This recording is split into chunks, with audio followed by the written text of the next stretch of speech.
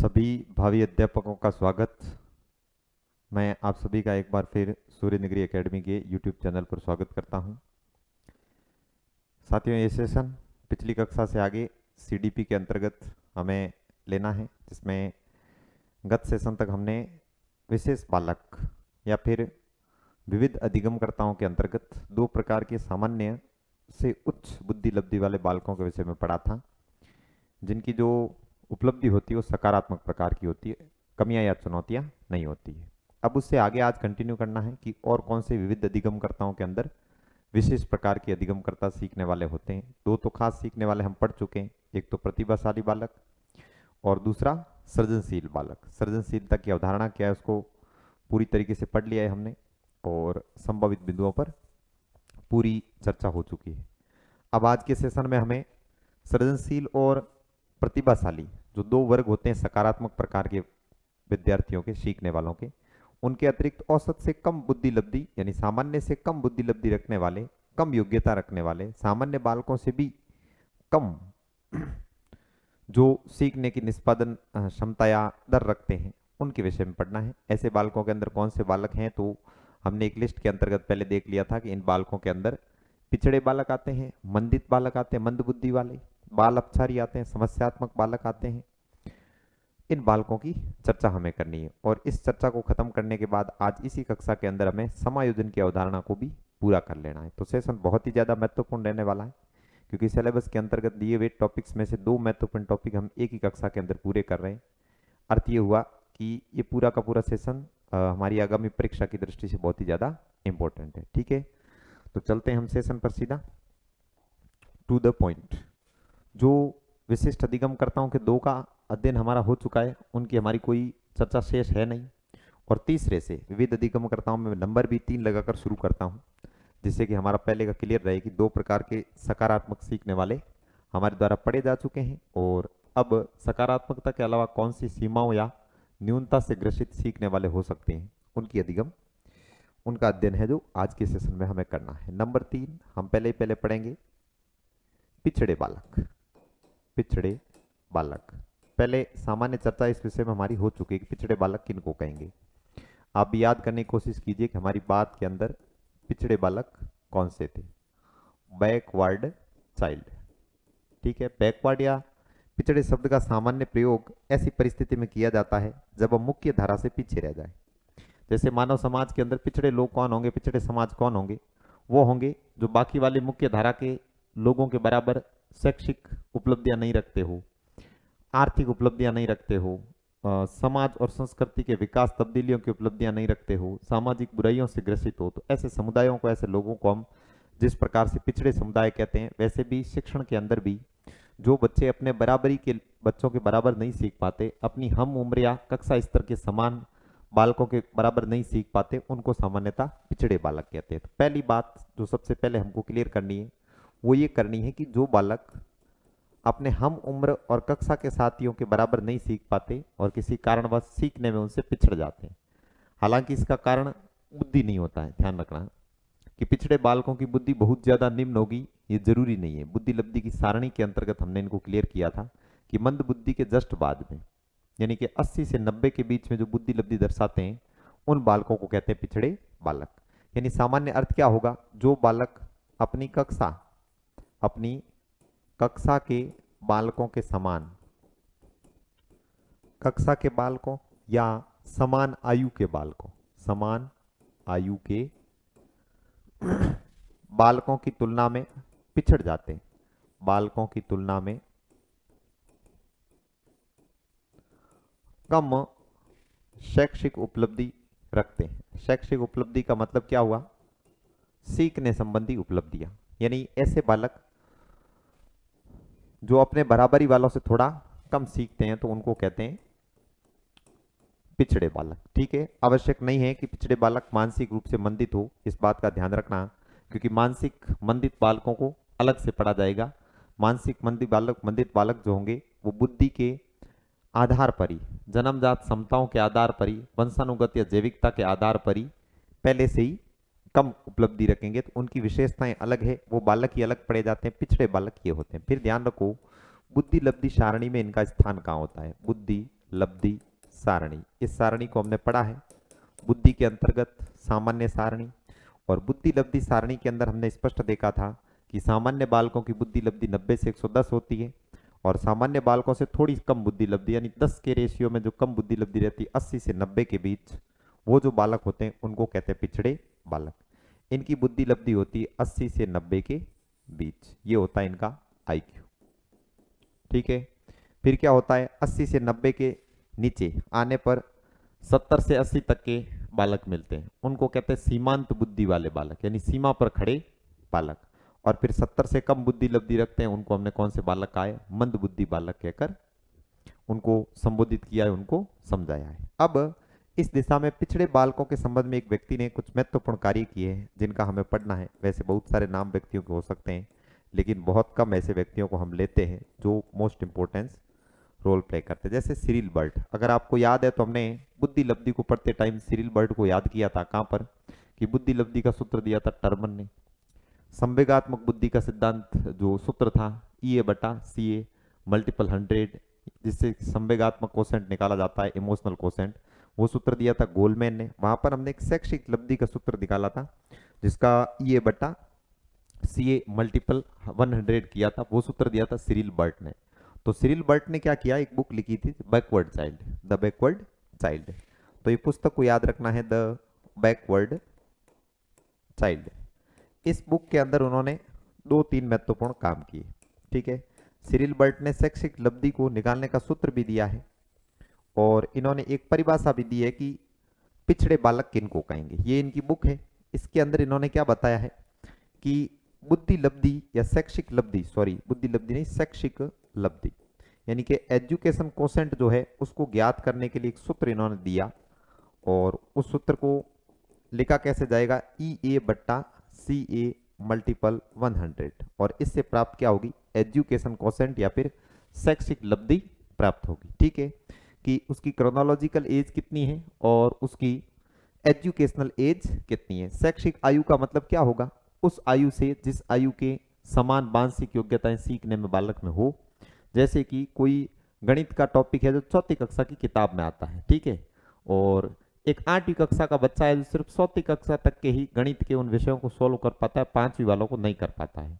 तो फिर उसकी जो एजुकेशनल एज होगी वो 4वीं कक्षा के बच्चे के समान हो गई, भले ही वो 8वीं कक्षा में पढ़ता हो। ठीक है, 8वीं में पढ़ने से उसकी जो है एज कौन सी हो जाएगी, क्रोनोलॉजिकल एज, और 4वीं के समान शैक्षिक उपलब्धि रखने के कारण उसकी जो एजुकेशनल एज होगी वो घटकर हो जाएगी 4वीं कक्षा के बालक के समान। तो सिरिल बर्ट के इस सूत्र के हिसाब से या इस लब्धि के हिसाब से जो पिछड़े बालक हैं उनकी शिक्षा लब्धि कितनी होती है, ये इंपॉर्टेंट है। पिछड़े बालक की शिक्षा लब्धि, बालक की शिक्षा लब्धि, बुद्धि लब्धि हम दे चुके हैं कि बुद्धि लब्धि सारणी के अंदर तो इनका स्थान 80 से 90 के बीच में रहता है। और पिछड़े बालक की शिक्षा लब्धि कितनी होती है, किस सूत्र के हिसाब से, सिरिल बर्ट के EA/CA मल्टीपल 100 सूत्र के हिसाब से इनकी बुद्धि लब्धि शिक्षा लब्धि रहती है 85। एजुकेशन कोसेंट या फिर शिक्षा लब्धि कितनी रहती है 85। ठीक है, तो ये 3 सवाल हुए। द बैकवर्ड चाइल्ड पुस्तक सिरिल बर्ट ने लिखी है और पिछड़े छात्रों के लिए सर्वप्रथम काम भी इन्होंने ही किया है और शिक्षा लब्धि कितनी होती है इनकी 85 होती है।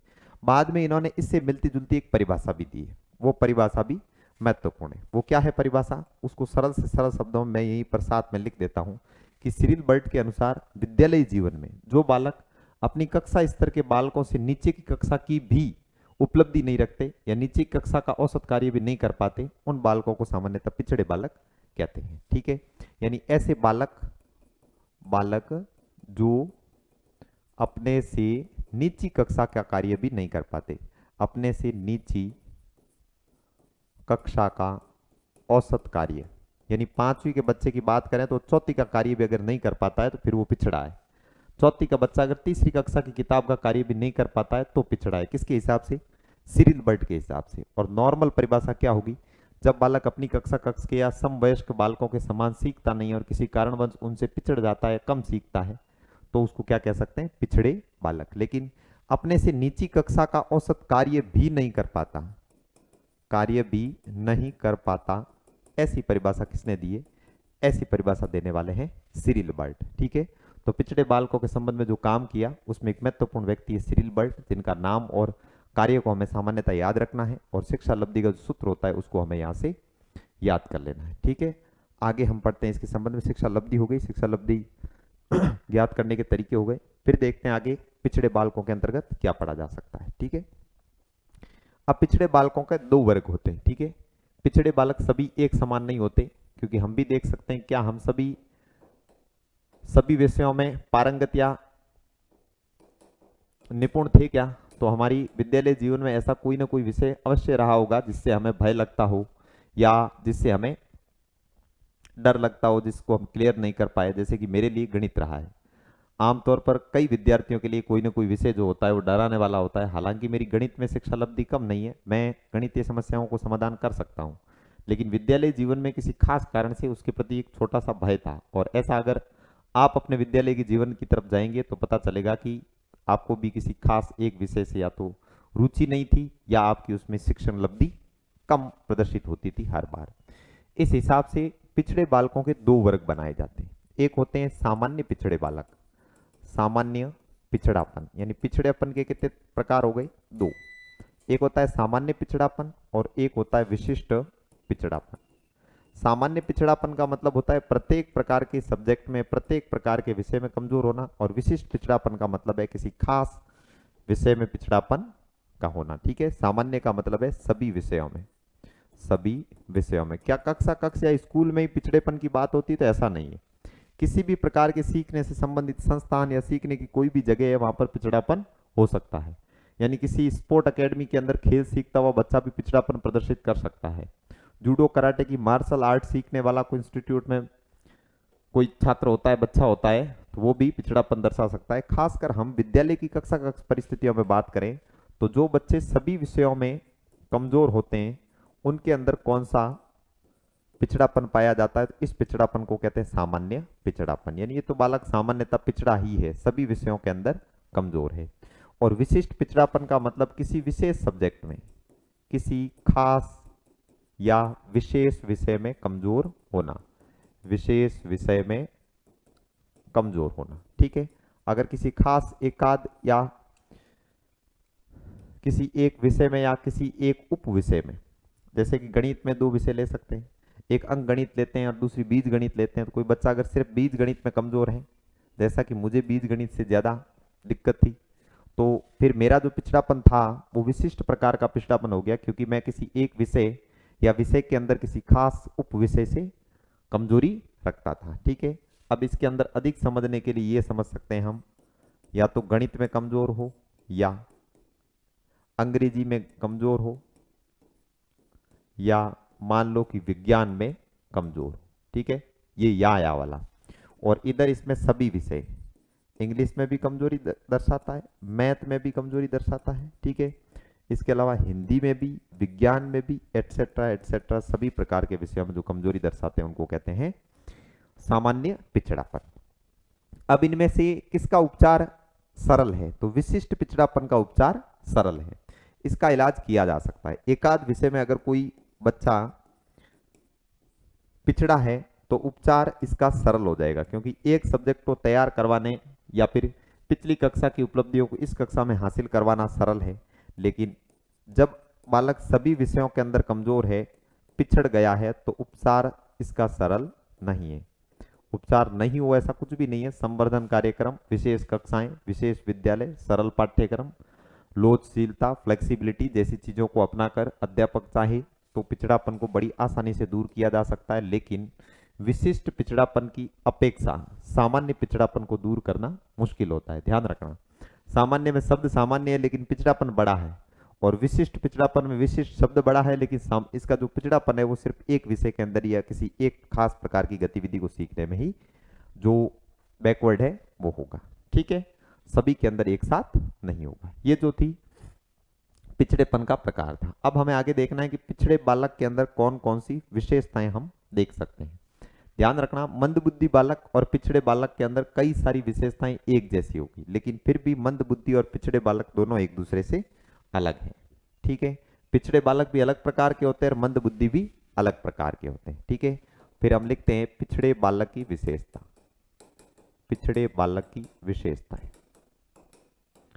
ठीक है। यहाँ से जब प्रश्न बनते हैं तो ऐसे बनते हैं कि कौन सी कोई दो विशेषताएं लिखकर फिर पूछ लिया जाता है कि ये विशेषताएं प्रदर्शित करने वाला बालक कौन से प्रकार का विशेष बालक है। फिर ऑप्शन होते हैं मंदबुद्धि बालक, पिछड़ा बालक, प्रतिभाशाली बालक या फिर बाल अपचारी बालक। उनमें से हमें चूज करना होता है। अगर विशेषताएं याद है तो क्वेश्चन हिट होगा, वरना नहीं होगा। और क्वेश्चन कैसा हो सकता है, और ऐसे हो सकता है निम्नलिखित में से कौन सी एक पिछड़े बालक की विशेषता नहीं है या विशेषता है। तो विशेषताओं का सामान्यता हमें इस पर ध्यान रखना होगा। ठीक है, शैक्षिक लब्धि हम देख चुके और बुद्धि लब्धि कितनी होती है इसकी ये बातें हम दोनों देख चुके हैं। शैक्षिक लब्धि होती है 85 सिरिल बर्ट के अनुसार और बुद्धि लब्धि होती है 80 से 90 के बीच में। वो दोनों बातें हमारी क्लियर हो गई। अब इन बच्चों के अंदर धीमी अधिगम गति होती है, ये ध्यान रखना। धीमी अधिगम गति, ये धीमी अधिगम गति मंद बुद्धि बालकों के अंदर भी हम देखेंगे कि अत्यधिक धीमी इनकी मंद गति जो होती है वो पाई जाती है। ठीक है, आत्मविश्वास की इनमें कमी होती है। आत्मविश्वास की कमी, तो जब भी हम किसी चीज में पीछे रह जाते हैं ना, पिछड़ जाते हैं, असफल हो जाते हैं, तो आत्मविश्वास स्वतः ही न्यून हो जाता है। आत्मविश्वास की कमी, बाल अपराधी को छोड़कर सब में आत्मविश्वास की कमी होती है। समस्यात्मक बालक, पिछड़ा बालक, मंदबुद्धि बालक, हैंडीकैप बच्चे जो होते हैं ना, जिनको CWSN कहते हैं, handicapped child with special need, यानी कि विशेष आवश्यकता वाले बच्चे जो बहरे हो, अंधे हो, श्रवण क्षमता नहीं हो, दृश्य क्षमता नहीं हो, संवेगिक क्षमता कमजोर हो। ठीक है, तो ऐसे बच्चों के अंदर भी आत्मविश्वास की कमी पाई जाती है। तो ये जो दो है ये सामान्य बातें हैं, मंद बुद्धि में भी आएगी, पिछड़े बालक में भी आएगी। ठीक है, फिर पिछड़े बालक में क्या होता है कि सामान्य ज्ञान का अभाव होता है, सामान्य जानकारी का अभाव। सामान्य जानकारी का अभाव का मतलब होगा कक्षा कक्ष में अध्यापक कौन सा अध्याय करवा रहे हैं, कौन सा विषय पढ़ा रहे हैं, ऐसे बच्चे जो पिछड़ जाते हैं उनको ये बात भी पता नहीं रहती है। ठीक है, फिर इनकी भाषा और शब्द भंडार कमजोर रह जाता है। भाषा व शब्द भंडार कमजोर, क्योंकि ये जब पिछड़ते हैं तब इनके विकास का, इनको जब मौका मिला था तब इस विकास को वो अर्जित ही नहीं कर पाए, जिसके कारण वो खास तरीके से पिछड़ जाते हैं। ठीक है, और फिर क्या होता है, इनमें ध्यान विकार पाया जाता है। ये ध्यान केंद्रण करने की क्षमता नहीं रखते, कक्षा के अंदर लंबे समय तक ध्यान लगाकर नहीं बैठ सकते, क्योंकि पिछड़ेपन के पीछे कुछ खास कारण होते हैं और वो कारण उन बच्चों को ध्यान लगाने नहीं देते, ध्यान देने नहीं देते। ठीक है, फिर इनके अंदर देखिए समस्या समाधान नहीं होती, समस्या समाधान व चिंतन क्षमता न्यून होती है। ठीक है, जब चिंतन करेगा तभी समस्या का समाधान होगा, बिना चिंतन के समस्या का समाधान नहीं होता। तो जब बच्चे चिंतन क्षमता में न्यून है तो फिर उनमें समस्या समाधान की मेधा भी कम ही होगी। ठीक है, विस्मरण इनके अंदर अधिक पाया जाता है, अवधान न्यूनता होती। एक अवधान न्यूनता संबंधी हमने विकार पढ़ा था, ADHD। ठीक है, अधिगम अक्षमताओं के अंदर। तो पिछड़े बालकों के अंदर अवधान न्यूनता भी होती है। अवधान न्यूनता का मतलब इससे संबंधी ADHD भी इसको कह सकते हैं, ADHD भी इनमें पाया जाता है। ठीक है, और इनके अंदर विस्मरण अधिक होता है। विस्मरण का मतलब होता है भूलना, विस्मरण अधिक पाया जाता है, सीखी हुई बातों को ये बड़े जल्दी भूल जाते हैं। इनके अंदर चिंतन की मेधा बहुत कम होती है, चिंतन ये कर ही नहीं पाते। ठीक है, और कर भी अगर पाते हैं तो बहुत ही ज्यादा निम्न प्रकार का इनके अंदर जो होता है शिक्षण होता है। ठीक है, ये बालक जो होते हैं सामान्य इनकी विशेषताएं हैं। इसके अलावा जिज्ञासा प्रवृत्ति इनमें होती नहीं है, प्रश्न पूछने की इनके अंदर क्षमता होती नहीं है, उपलब्धि अभिप्रेरण इनमें होता नहीं है। ठीक है, जिज्ञासा अभिप्रेरणा, ठीक है, उत्साह, ये सारे सीखने में मददगार जो तत्व होते हैं इनकी न्यूनता पाई जाती है। ये होती है सामान्यतः पिछड़े बालकों की विशेषता। बाकी पिछड़े बालक की IQ यानी कि इंटेलिजेंट कोसेंट जो होता है वो 80 से 90 के बीच में होता है, हमने देख लिया। और एजुकेशन कोसेंट जो होता है वो होता है 85 सिरिल बर्ट के अनुसार। ये बातें भी हमने दोनों पहले देख ली है। ठीक है, तो ये हुई सामान्यतः पिछड़े बालक की विशेषताएं। अब हमें देखना है पिछड़ेपन के कारण क्या होते हैं। क्या एक सामान्य बालक ऐसे ही बिना कारण के पिछड़ सकता है? तो बिना कारण कोई बालक किसी से नहीं पिछड़ता है। बालक जितने भी पिछड़े होते हैं उन सब के अंदर पिछड़ेपन के कुछ खास कारण होते हैं और उनको दूर किया जाना जरूरी होता है। अब देखिए प्रश्न यह बनता है कि पिछड़े बालक के पिछड़ापन को दूर करेगा कौन? अध्यापक करेगा। अध्यापक किन विधियों का प्रयोग करेगा, कौन से तरीकों का प्रयोग करेगा? तो प्रत्येक प्रकार के पिछड़े या फिर विविध अधिगमकर्ता के लिए अलग अलग प्रकार की जो अधिगम या शिक्षण तकनीक होती है उनका इस्तेमाल करना है। कुछ शिक्षण तकनीकें बहुत ही ज़्यादा इंपॉर्टेंट तरीके से कुछ खास किस्म के विशेष बालकों से जुड़ी हुई होती है, उनसे संबंधित प्रश्न ज़्यादा पूछे जाते हैं। जैसे CWSN के अंदर ब्रेल लिपि का इस्तेमाल किन के लिए होता है, ठीक है, और जो प्रयास और त्रुटि का सिद्धांत है उसका इस्तेमाल किस प्रकार के विशेष बालकों को सिखाने के लिए हो सकता है। कुछ चीज़ें हमने पहले पढ़ रखी है, अभी हम इनको आगे वापस विस्तार से देखेंगे, ठीक है। अब पिछड़ेपन के कारण देखते हैं हम। पिछड़े बालक के अंदर जो पिछड़ापन पाया जाता है, पिछड़ेपन के कारण क्या है, ठीक है। सरल तरीके से देखना है। पिछड़ेपन का कारण जो होता है, पहला है शारीरिक या मानसिक दोष। शरीर के अंदर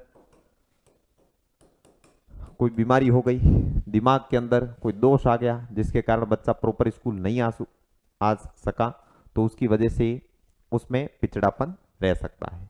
ये जन्मजात होना जरूरी नहीं है, ठीक है। शारीरिक दोष का मतलब हम बीमारी से ले सकते हैं और मानसिक दोष का मतलब कुसमायोजन ले सकते हैं।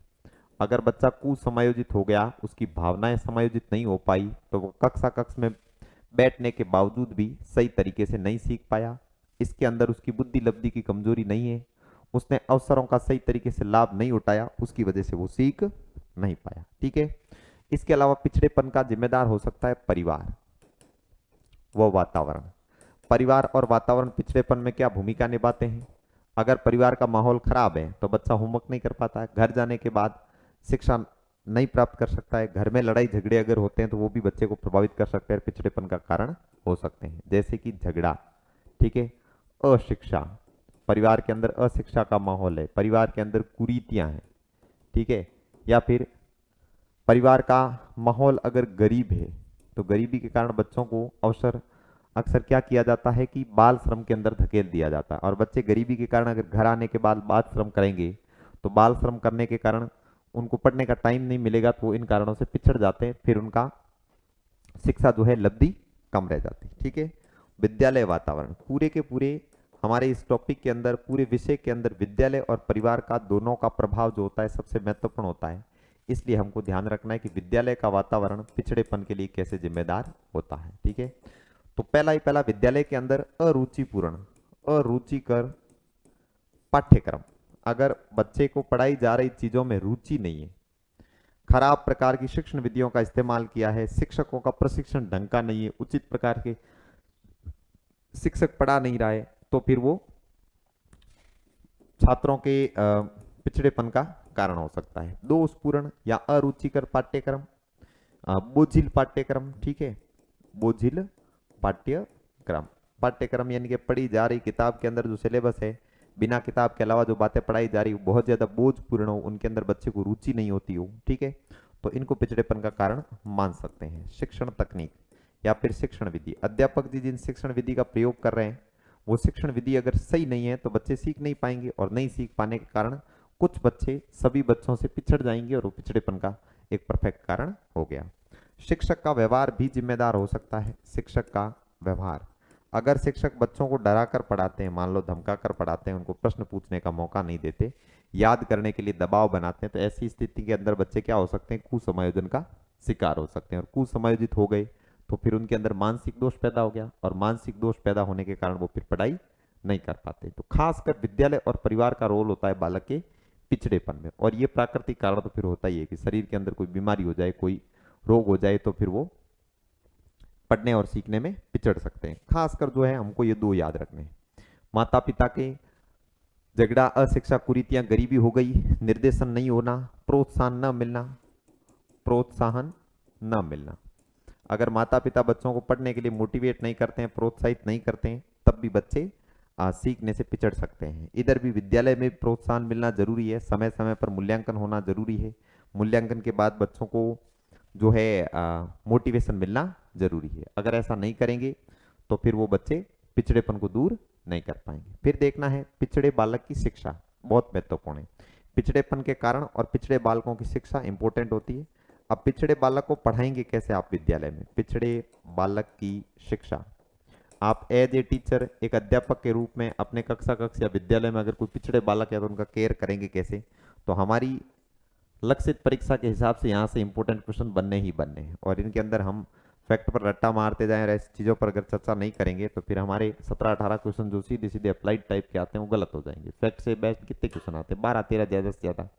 रट्टा मार के भी उनमें से 10 सही होने हैं, ठीक है, और इतने से हम क्वालिफाई कर नहीं पाएंगे। तो जो इनकी अवधारणाओं का विकास है वो हमको ढंग से करना पड़ेगा। हालांकि इनके अंदर फैक्ट नहीं दिखने पर कभी कभार अभ्यर्थी को लगता है क्या याद करें, यहाँ कुछ याद करने के लिए है ही नहीं। ना याद करने की हर चीज़ नहीं है, बहुत सारी चीज़ें ऐसी है जो डिस्कशन सुनने से क्वेश्चन हल करने के लायक हमको बनाती है, ठीक है। अब पिछड़े बालकों की शिक्षा के अंदर सबसे महत्वपूर्ण है रुचिकर पाठ्यक्रम बनाना, रुचिकर पाठ्यक्रम निर्माण। रुचिकर पाठ्यक्रम को बनाना, विद्यालय का वातावरण अच्छा करना, उचित शिक्षण विधियों का प्रयोग, अच्छी शिक्षण विधियों का प्रयोग। और अच्छी शिक्षण विधियां कौन सी होती है? तो वो शिक्षण विधियों की बात हमने पिछली क्लास में की थी कि विविध अधिगमकर्ताओं को ध्यान में रखते हुए, व्यक्तिगत भिन्नता को ध्यान में रखते हुए किस प्रकार की शिक्षण विधियां अपनाई जानी चाहिए, वो 10-12 शिक्षण विधियों के हमने नाम देखे थे। आगे अगर शिक्षण विधियां आप अलग से पढ़ेंगे तो उसका डिस्कशन हो जाएगा, वरना कल यानी कि संडे को एक लंबी क्लास लेकर आएंगे जिसके अंदर शिक्षण विधियों का डिस्कशन करेंगे। उसके अंदर जितनी भी अच्छी अच्छी और मनोवैज्ञानिक प्रकार की शिक्षण केंद्रित शिक्षा की, बाल केंद्रित शिक्षा की जो शिक्षण विधियां हैं उन पर हम चर्चा कर लेंगे, ठीक है। फिर और क्या किया जा सकता है? रुचिकर पाठ्यक्रम, अच्छी शिक्षण विधियां, स्नेह सहानुभूति व्यवहार, स्नेह सहानुभूतिपूर्ण सहानुभूति। अगर कोई बालक नहीं सीख पाया है तो उस पर चिल्लाना नहीं है, उसको ये एहसास नहीं दिलाना है कि तुम कमजोर हो, बल्कि उनके साथ सहानुभूति प्रकट करनी है कि अच्छा कोई बात नहीं, आप बीमार हो गए तो आपको सीखने का मौका नहीं मिला, आप एब्सेंट रह गए, ठीक है, आपकी अलग कक्षाएं, विशेष कक्षाएं लेकर आपको सिखा दिया जाएगा। तो फिर बच्चे के सीखने के लिए प्रोत्साहित हो सकते हैं।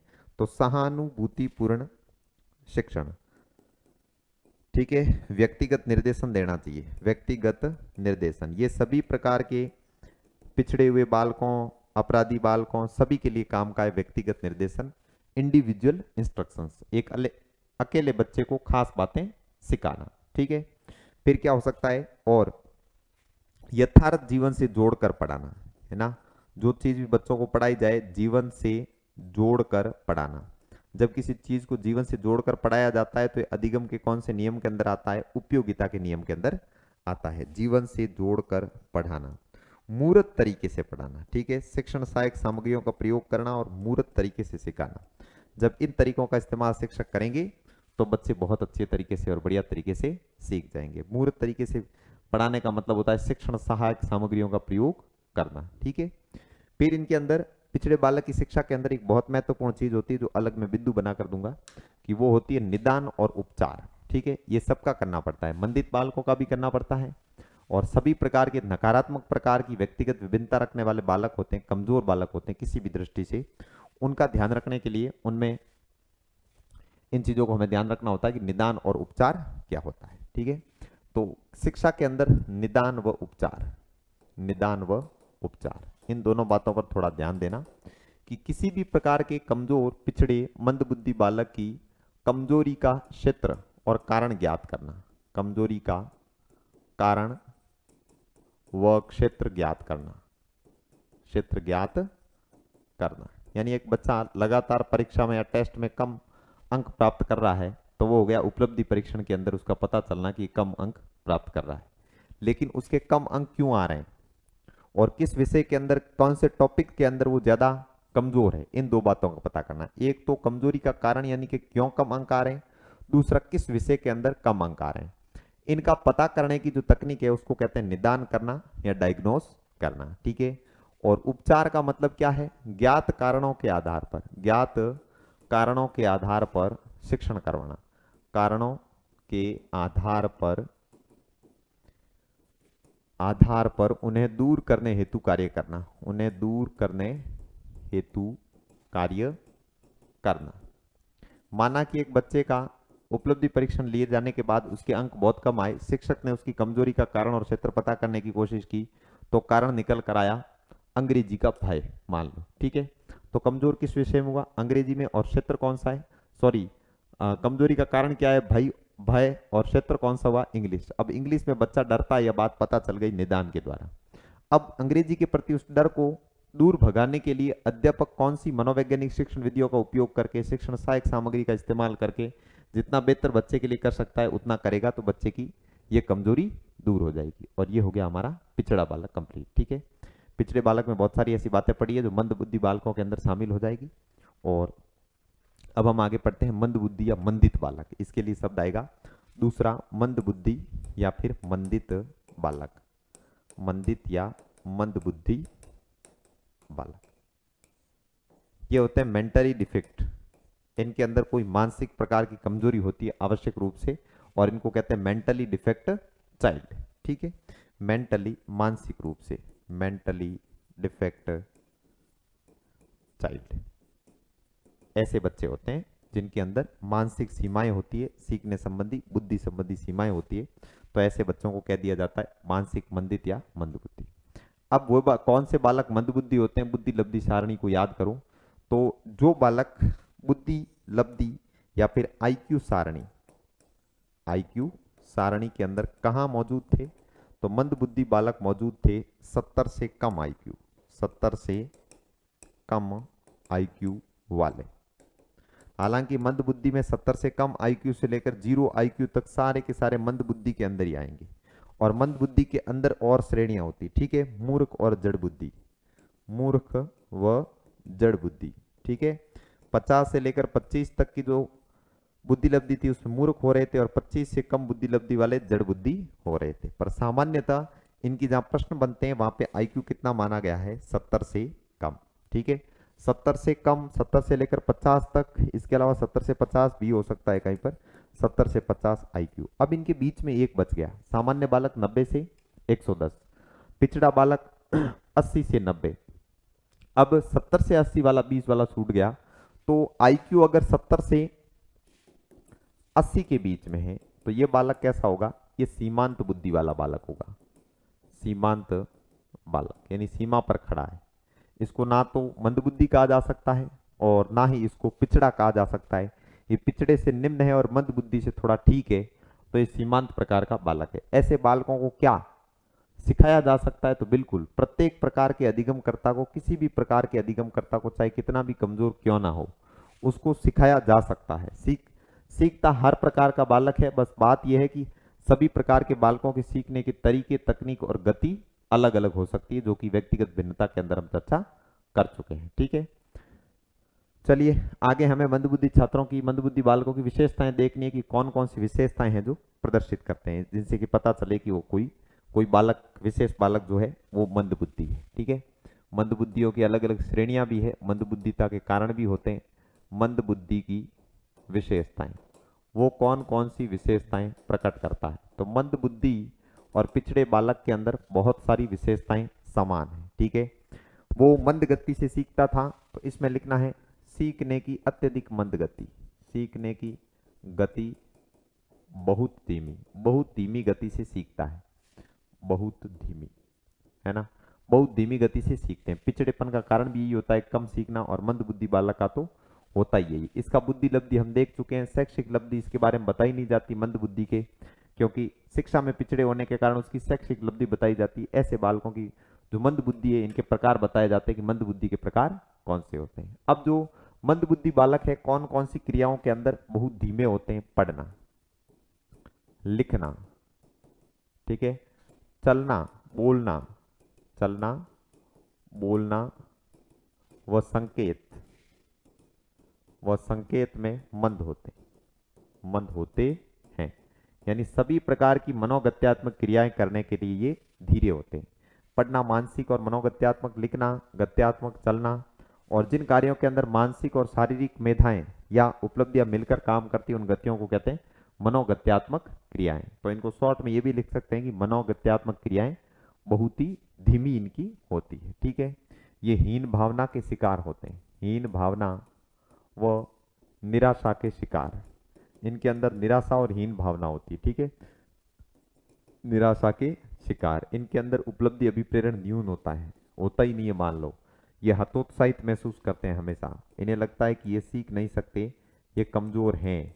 और अध्यापक को चाहिए कि चाहे मंदबुद्धि हो चाहे पिछड़ा बालक हो, उसे कभी भी उसकी कमजोरी के कारण आंका नहीं जाए, उसे उसकी कमजोरी के कारण अलग महसूस ना करवाया जाए। अगर ऐसा करवा दिया तो वास्तव में खुद को असफल, कमजोर, मंदबुद्धि मान लेगा, उसका आत्मविश्वास नष्ट हो जाएगा और सीखने के लिए तत्पर नहीं रहेगा। ठीक है, फिर ऐसे बालक तार्किक या अमूर्त चिंतन नहीं कर पाते, तार्किक व अमूर्त चिंतन करने में अक्षम होते हैं, अमूर्त चिंतन में अक्षम होते हैं। और ये थोड़ा बहुत जो चिंतन कर पाते हैं वो होता है मूर्त प्रकार का चिंतन, और मूर्त चिंतन भी ये कम कर पाते हैं। ठीक है, इनके अंदर तार्किक निगमनात्मक चिंतन और दूसरा अमूर्त प्रकार के चिंतन का पूरी तरीके से अभाव पाया जाता है, जिसके कारण ये समस्या समाधान की योग्यता नहीं रखते। पिछड़े बालकों के अंदर समस्या समाधान की योग्यता कम होती है और इनमें समस्या समाधान की योग्यता बिल्कुल नहीं होती।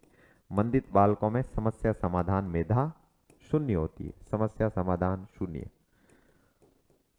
हालांकि जिन समस्याओं के लिए अमूर्त चिंतन की जरूरत नहीं होती, कल्पना की जरूरत नहीं होती, ऐसी छोटी बड़ी समस्याओं का समाधान तो ये कर लेते हैं। लेकिन मंदबुद्धि बालक जो बहुत ज्यादा मंदबुद्धि है वो मूर्त प्रकार का ही चिंतन कर पाते हैं। इसके अलावा ये रोजमर्रा के जीवन में, यानी कि रोजमर्रा की गतिविधियां स्वयं से संबंधित, नहाने धोने की गतिविधियां, खाने पीने में भी क्या दिखाते हैं, मंदबुद्धिता दिखाते हैं। रोजमर्रा के कार्यों में न्यून उपलब्धि, न्यून उपलब्धि, रोजमर्रा के कार्य समझना, देखो नहाना धोना से लेकर शुरू कर सकते हैं।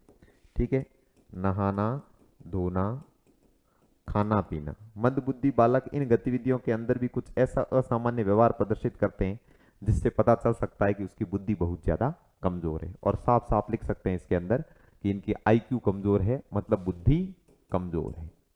और बुद्धि कमजोर है तो मैं सवाल पूछता हूं, क्या मंदबुद्धि बालक या फिर मंदित बालक होते हैं वो जन्मजात होते हैं? तो बिल्कुल उत्तर सही है इसका, ये जन्मजात होते हैं। जबकि पिछड़ा बालक जन्मजात कमजोर नहीं हो सकता। ठीक है, प्रतिभाशीलता जन्मजात होती है क्योंकि उच्च बुद्धि लब्धि के कारण वो होती है। बुद्धि लब्धि और बुद्धि एक जन्मजात या फिर इन्नेट तत्व होता है जो हम पहले से जानते हैं। सृजनात्मकता जन्मजात नहीं हो सकती, हालांकि जन्मजात बुद्धि सृजनात्मकता के विकास में सहायक होती है, लेकिन पर्यावरण के अवसर सृजनात्मकता के पोषण के लिए ज्यादा महत्वपूर्ण होते हैं। तो कौन सी कमजोरियां जन्मजात हुई? तो दो हम नोटिस कर चुके हैं, एक तो मंद बुद्धि और दूसरी प्रतिभाशीलता। जबकि सृजनात्मकता और पिछड़ापन वंशानुगतता के कारण या फिर जन्मजात गुणों के आधार पर नहीं हुआ करता। ठीक है, फिर इसके अलावा और इसमें क्या होगा, निष्पत्ति परीक्षण न्यून होगा, परीक्षा से भय होगा, परीक्षा में अंक कम आएंगे, उपलब्धि न्यून होगी, उत्तरदायित्व उठाने की क्षमता नहीं होगी। ऐसे बहुत सारे कार्य जो है इनके द्वारा नहीं किए जा सकते। ठीक है, फिर हमें देखने हैं इसके मंद बुद्धि के या मंदितता के कारण क्या होते हैं। ठीक है, मंदता के कारण, मंदता के कारण, मंदता का सबसे महत्वपूर्ण कारण, जो क्योंकि ये जन्मजात है इसलिए सबसे महत्वपूर्ण कारण होगा वंशानुक्रम। जबकि ध्यान रखना, पिछड़े बालक का पिछड़ेपन का कारण वंशानुक्रम कम होता है, वंशानुक्रम की खास भूमिका नहीं होती। अवसरों की न्यूनता या फिर शारीरिक दोष या फिर परिवार का जो वातावरण है वो उसको सीखने में दिक्कत कर सकते हैं। वंशानुक्रम में देखो, क्योंकि बुद्धि जन्मजात होती है, क्योंकि बुद्धि जन्मजात होती है, इसलिए जन्म के समय बच्चे को जिस प्रकार का आईक्यू लेवल प्राप्त होगा उसी प्रकार का वो व्यवहार करेगा। बाल विकास को प्रभावित करने वाले कारकों के अंदर हमने प्रकृति पोषण विवाद पढ़ा था, वंशानुक्रम और वातावरण का योगदान। उसके अंतर्गत वंशानुक्रम के दो प्रयोग देखे थे हमने एक तो था डघेल का प्रयोग, ज्यूक नामक मछुआरे के प्रयोग ऊपर, परिवार के ऊपर प्रयोग किया था, जिसमें बहुत सारी संतानें मंदबुद्धि निकली थी क्योंकि उनके पिता, उनके जनक जननी जो थे वो मंदबुद्धि थे। इसके अलावा एक नियम और देखा था, ज्यूक और डघेल का तो हो गया, कैलिकाक नाम के एक सैनिक पर गोडार्ड ने प्रयोग किए थे। उसके परिवार के अंदर चरित्रहीनता के कारण जो बच्चे हैं वो कम बुद्धि लब्धि वाले, अपराधी और चरित्रहीन प्रकार के थे। यानी कि वंशानुक्रम के प्रभाव से बुद्धि प्रभावित होती है और बुद्धि ही मंदता के लिए जिम्मेदार है। अतः वंशानुक्रम का सर्वाधिक प्रभाव रहता है किस पर? वंशानुक्रम का सर्वाधिक प्रभाव रहता है मंदता पर या फिर मंदबुद्धिता पर, बुद्धिहीनता पर, मूर्खता पर और जड़ बुद्धि पर। ठीक है, फिर और क्या हो सकता है? मानसिक विकार, मानसिक विकार जन्म के बाद या किसी खास वजह से जो कि वंशानुगत नहीं था, जन्म से पहले मस्तिष्क की बनावट में, मस्तिष्क के निर्माण में अगर कोई दिक्कत रह गई है तो उस प्रकार के मानसिक विकार के कारण भी बच्चे क्या हो सकते हैं? मंदबुद्धि हो सकते हैं। इसके अलावा एक होती है कपालीय संरचना, कपालीय संरचना, इसको अच्छे से ध्यान रखना। कपालीय संरचना का मतलब है सिर का आकार। आपने जीवन काल में ऐसे असामान्य बालक जरूर देखे होंगे जिनके सिर का आकार या तो जरूरत से ज्यादा बड़ा था या जरूरत से ज्यादा छोटा था, या किसी का कद बहुत छोटा था, शरीर कद छोटा होने के बावजूद चौड़े अधिक थे। जलवायु प्रभावों के अनुसार नहीं। जैसे पहाड़ी जो होते हैं वो नाटे कद के होते हैं, बौने होते हैं, छाती ज्यादा चौड़ी होती है, तो वो तो उनके प्राकृतिक कारणों से होते हैं। लेकिन सामान्य जलवायु के अंदर कोई बच्चा अगर सिर की असामान्य संरचना लेकर खड़ा है तो वो डेफिनेटली कैसा बालक होगा? मंदबुद्धि होगा। तो मानसिक विकारों के अंदर मनोरोग कहेंगे आप, मनोरोग। दिमाग का कोई रोग लग गया जिससे दिमाग की क्षमता कम हो गई। लेकिन कपालीय संरचना में क्या होगी? मस्तिष्क की बनावट, मस्तिष्क की बनावट। इस आधार पर हम पेनरोज की कुछ वर्गीकरण पढ़ेंगे मंदबुद्धि बच्चों के, जैसे कि बात में यहीं पर कहते हैं। इसके अंदर आते हैं बच्चे माइक्रोसिफोली और हाइड्रोसिफोली, दो प्रकार के, ठीक है। माइक्रोसिफोली का सिर जो होता है औसत से छोटा होता है, हाइड्रोसिफोली का सिर का मस्तिष्क का आकार जो होता है सामान्य से बड़ा होता है। वो है कपालीय संरचना के आधार पर वंशानुगतता का एक खास कारण, ठीक है। इसके अलावा देखो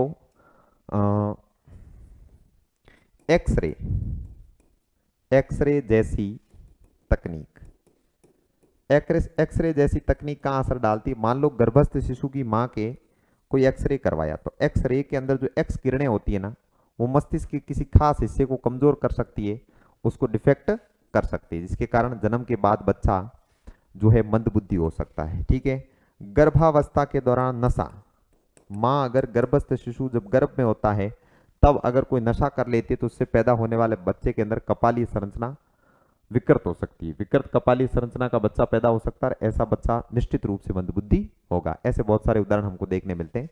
गर्भावस्था में नशा करना, गर्भावस्था में नशा करना। नशे के अंदर दो खास नशे लिए जाते हैं, एक लिया जाता है एल्कोहल और दूसरा लिया जाता है स्मोकिंग।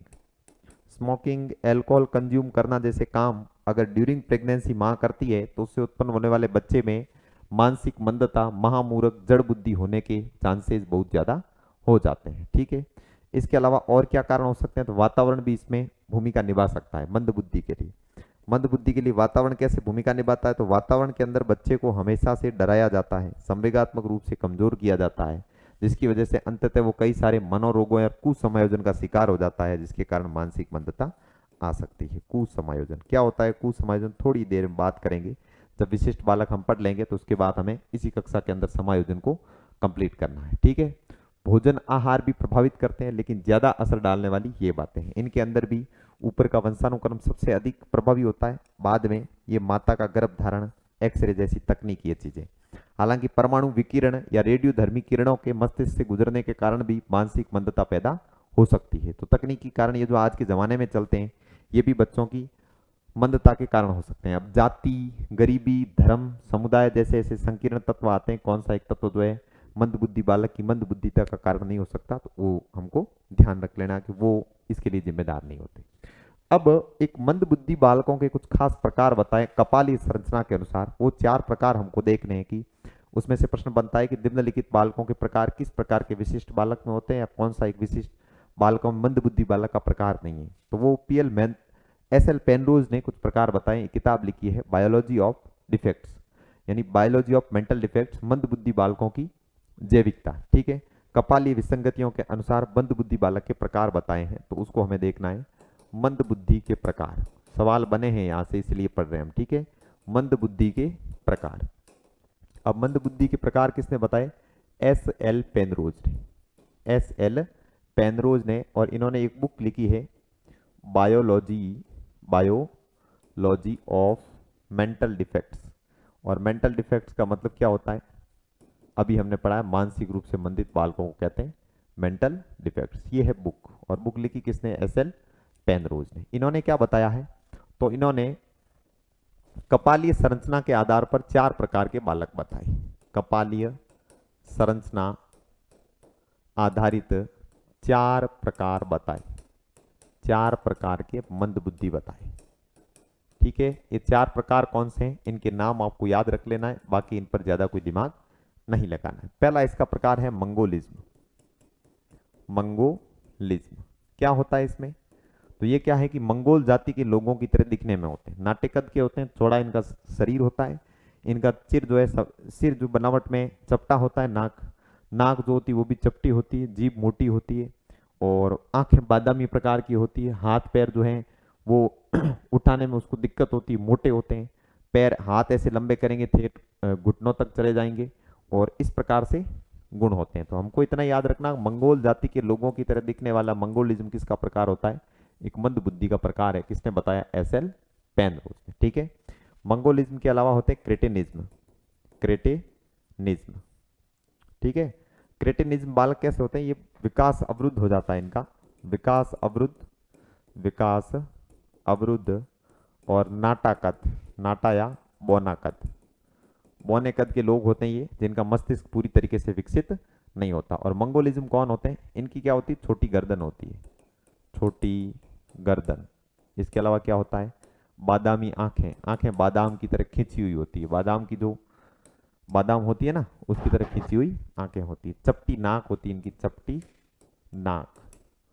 रूखी आवाज होती है, जब ये बोलते हैं ना तो इनकी आवाज बड़ी रूखी होती है, पहचान करना आसान नहीं होता। तो ऐसे कुछ गुण देकर भी पूछा जा सकता है कि कौन सा, किस प्रकार के मंदबुद्धि बालक के ये गुण हैं। तो सामने मैं जो लिख रहा हूं उनको फाइनली और कम से कम उतने आपको याद करने ही करने। क्रेटिनिज्म क्या लक्षण होते हैं? विकास इनका अवरुद्ध हो जाता है, रुक जाता है, इनके अंदर नाटा या बौना कद पाया जाता है। ठीक होते हैं। फिर माइक्रोसिफोली, सिफोली जो वर्ड है वो सिर के लिए प्रयोग होता है, ये हमने पहले ही देखा था। माइक्रोसिफोली कहाँ देखा था? हमने विकास की दिशा के अंदर कुप्पू स्वामी का एक नियम पढ़ा था कि विकास की दिशा एक निश्चित दिशा है, सिर से पैर की तरह तरफ और मध्य से बाहर की तरफ होता है। उसमें दो नियम थे, एक था प्रोक्सिमोडिस्टल और एक था सिफोलोकॉर्डल। सिफोलोकॉर्डल का मतलब है सिर से पैर की ओर, वहां पे सिफोलो वर्ड का अर्थ क्या देखा था हमने? सिर। ठीक है, तो सिफोली या फिर सिफोलो वर्ड किसके लिए आता है? सिफोलो सिर के लिए आता है, सिफोलो सिर के लिए। ठीक है, और माइक्रो का मतलब होता है छोटा सिर। ठीक है, तो माइक्रोसिकोली जो होते हैं ना, इनका मस्तिष्क छोटा होता है, मस्तिष्क औसत से छोटा, औसत से छोटा आकार होता है जो कपाल का, दिमाग का, मस्तिष्क का, वो औसत से भी ज्यादा छोटा होता है। और चौथा प्रकार जो है पेनरोज ने बताया वो है हाइड्रोसिफोली। हाइड्रोसिफोली, हाइड्रोसिफोली का मतलब है बड़ा सिर, बड़ा मस्तिष्क। मस्तिष्क कितना बड़ा? औसत से अधिक बड़ा। ये चार प्रकार के एस.एल. पेनरोज के द्वारा बताए गए मंदबुद्धि बालकों के प्रकार है। ठीक है, ये इन्होंने वर्गीकरण किया है, वर्गीकरण काफी महत्वपूर्ण है। फिर हमें क्या करना है कि मंदबुद्धिता का उपचार देखना है। मंदबुद्धि की शिक्षा और उपचार को हम एक ही समझ सकते हैं कि मंदबुद्धि बालकों की मंदबुद्धिता का अगर इलाज करना चाहें, उनका उपचार करना चाहें, उनको सिखाना चाहें तो कैसे सिखाएंगे? देखिए, पिछड़े बालकों का उपचार करना जरूरी नहीं है, उनका निदान के बाद उपचार करेंगे तो उसको नई चीज सिखा देंगे। लेकिन मंदबुद्धि बालक का उपचार वैसे करना पड़ता है जैसे इलाज करना पड़े, क्योंकि मंदबुद्धिता जन्मजात होती है, इसको दूर पूरी तरीके से दूर किया जाना संभव नहीं है। पर उनके लिए क्या किया जाए कि जो उनके लिए अच्छा रहे? जैसे कि पहले कक्षा में हमने देखा था कि महात्मा गांधी के अनुसार मंदबुद्धि बालकों को हस्त कौशल की या हस्तशिल्प की शिक्षा दी जानी चाहिए, जो उनको आत्मनिर्भर बना सके और शिक्षा उनके जीवन को चलाने के लिए उपयोगी सिद्ध हो सके। तो उस चीज को गांधी जी के अनुसार जैसे याद किया, वैसे कुछ खास चीजें हैं जो मंदबुद्धि बालकों के उपचार के लिए इंपॉर्टेंट है। सीधे सवाल यहां से बन जाते हैं, इसलिए हमें इनको ध्यान से पढ़ना है। मंदबुद्धि बालकों का उपचार, मंदबुद्धि का उपचार, उपचार की जगह सुधार हो सकता है या इनका शिक्षा हो सकती है। इनका सुधार कैसे किया जाए, इनका इलाज कैसे किया जाए, और इनका उपचार, सुधार, शिक्षा, इनमें से कोई भी पूछा जा सकता है। जो भी पूछे उनकी हम समग्र चर्चा करेंगे, जिससे कोई चीज ऐसी है जो हमने क्लास में नहीं पढ़ी है फिर भी आपकी समझ में आ सके कि बिल्कुल ये ऐसे बच्चों को सिखाने के लिए उपयोगी हो सकती है। तो पहली चीज मैं बताता हूं, इसमें दो सिद्धांतों की बात करते हैं। एक है प्रयास त्रुटि का सिद्धांत, प्रयास त्रुटि विधि से सिखाना, विधि से सिखाना। हमने जब प्रयास त्रुटि का सिद्धांत अधिगम के अंतर्गत थॉर्नडाइक का पढ़ा था, तब देखा था कि मंद बुद्धि बालकों को सिखाने के लिए उपयोगी होता है, मंद बुद्धि के लिए बहुत ही ज्यादा काम का ये सिद्धांत होता है। ठीक है, इसके अलावा इनको लिए और क्या किया जा सकता है? तो मंद बुद्धि बालकों को व्यक्तिगत निर्देशन दिया जाना चाहिए। ठीक है, खास प्रकार से इनको सिखाया जाना चाहिए, मूर्त तरीके से सिखाना, मूर्त रूप से सिखाना। क्या इनके लिए विशेष प्रकार का पाठ्यक्रम विकसित किया जाता है? तो बिल्कुल, विशेष पाठ्यक्रम, विशेष पाठ्यक्रम व विधि, ये खास प्रकार की विधि से ही सीख पाते हैं जो बहुत ही ज्यादा मंद गति से चलती हो। ठीक है, मूर्त रूप से सिखाने के अलावा इनको जीवन से जोड़कर भी सिखाना, जीवन से जोड़कर। मैंने पहले बताया था मंद बुद्धि और पिछड़े बालकों को सिखाने के तरीके लगभग लगभग एक जैसे होंगे, लेकिन प्रयास त्रुटि से सिखाना मंद बुद्धि के लिए स्पेशली है, इसको हमें अच्छे से ध्यान रखना है। ठीक है, फिर देखो स्तरानुसार, स्तरानुसार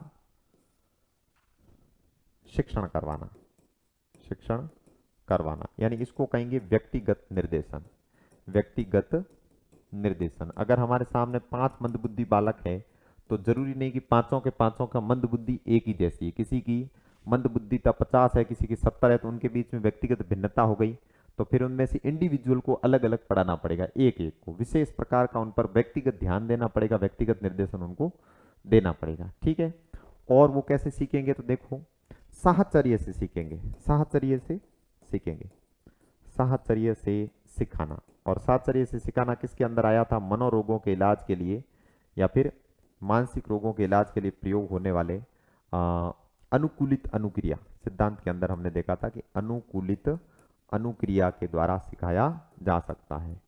वैसे मंदबुद्धिता या बौद्धिक मंदता जो है एक प्रकार की मानसिक समस्या है। ठीक है, और इसके समस्या के मनोरोगों के इलाज के अंतर्गत भी इसको रख लिया जाए तो भी कोई अतिशयोक्ति नहीं है। अनुकूलित अनुक्रिया का सिद्धांत जो दिया था पावलो ने, वो मंदबुद्धि बालकों को साहचर्य स्थापित करके प्राकृतिक उद्दीपकों के साथ कृत्रिम उद्दीपकों को जोड़कर सिखाने में मदद करता है। ठीक है, इसी से निकलकर एक बात आती है कि शिक्षण सहायक सामग्रियों का प्रयोग, शिक्षण सहायक सामग्री का प्रयोग। देखो शिक्षण सहायक सामग्री और मूर्त तरीके से पढ़ाना दोनों पिछड़े और मंदबुद्धि के दोनों के इलाज के लिए काम आएंगे। मैं बात ये बार बार दोहरा रहा हूं। ठीक है, शिक्षण सहायक सामग्री का प्रयोग करना। ठीक है, और गांधी जी के हिसाब से इनको कौन सी शिक्षा देनी? हस्तशिल्प की। और मारिया मोंटेसरी के अनुसार, वो इंपॉर्टेंट है और भी ज्यादा, मारिया मोंटेसरी ने मोंटेसरी विधि दी है, इसकी चर्चा हमने पहले की थी। मारिया मोंटेसरी के अनुसार क्या करना चाहिए? इनका ज्ञानेंद्रिय प्रशिक्षण करना चाहिए, ज्ञानेंद्रिय प्रशिक्षण करना चाहिए, यानी इनको बोलना, सुनना, देखना, सूंघना, स्पर्श को पहचानना जैसा ज्ञान पहले देना चाहिए, ताकि ये जीवन में कम से कम बातों को तो सीख ही पाए। ऐसी विधि को कहते हैं मोंटेसरी विधि। और गांधी जी के हिसाब से ये क्या करना चाहिए? महात्मा गांधी के हिसाब से इनको हस्तशिल्प की या हस्त कौशल की शिक्षा दी जानी चाहिए। बोर्ड पर जितनी बातें मैं लिख रहा हूँ, जितना लिखकर बता रहा हूँ, ये बातें पूरे के पूरे टॉपिक के अंदर से बहुत कम है। पूरा इतना संभव नहीं है कि लिख के इतनी छोटी कक्षा के अंदर बताया जा सके। तो जितना मैं बता रहा हूँ वो आवश्यक रूप से परीक्षा के लिए महत्वपूर्ण है, इसलिए हम कम लिख रहे हैं। अगर हम मंदबुद्धि या फिर मंदित बालकों की शिक्षा में सुधार के लिए एक पीपीटी मैटर लिखकर खत्म करते हैं, तो मतलब सोच लो 100 पीपीटी में से एक की इंपोर्टेंस और बहुत ज्यादा महत्वपूर्ण बातों को यहाँ पर हम लेकर आते हैं। तो इन पर ध्यान उतना ज्यादा रखना है कि ये मान के चलो कि सीधा सवाल यहाँ से बन जाए।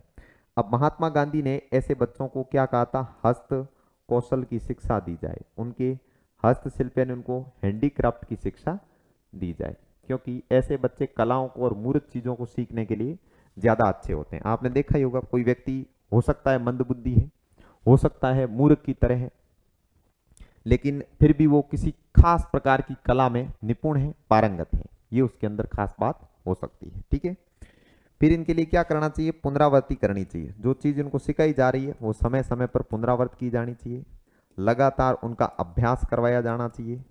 और अंतिम चीज लिख देता हूं, व्यवहारवादी तरीके से पढ़ाना, व्यवहारवादी तरीके से सिखाना। यानी इनको सिखाने के लिए इनकी बुद्धि तो इनका साथ दे नहीं रही है, मंद बुद्धि है ऑलरेडी। तो बुद्धि के आधार पर सीखने, मानसिक संक्रियाओं के आधार पर सीखने की बात संज्ञानात्मक विकास करता है।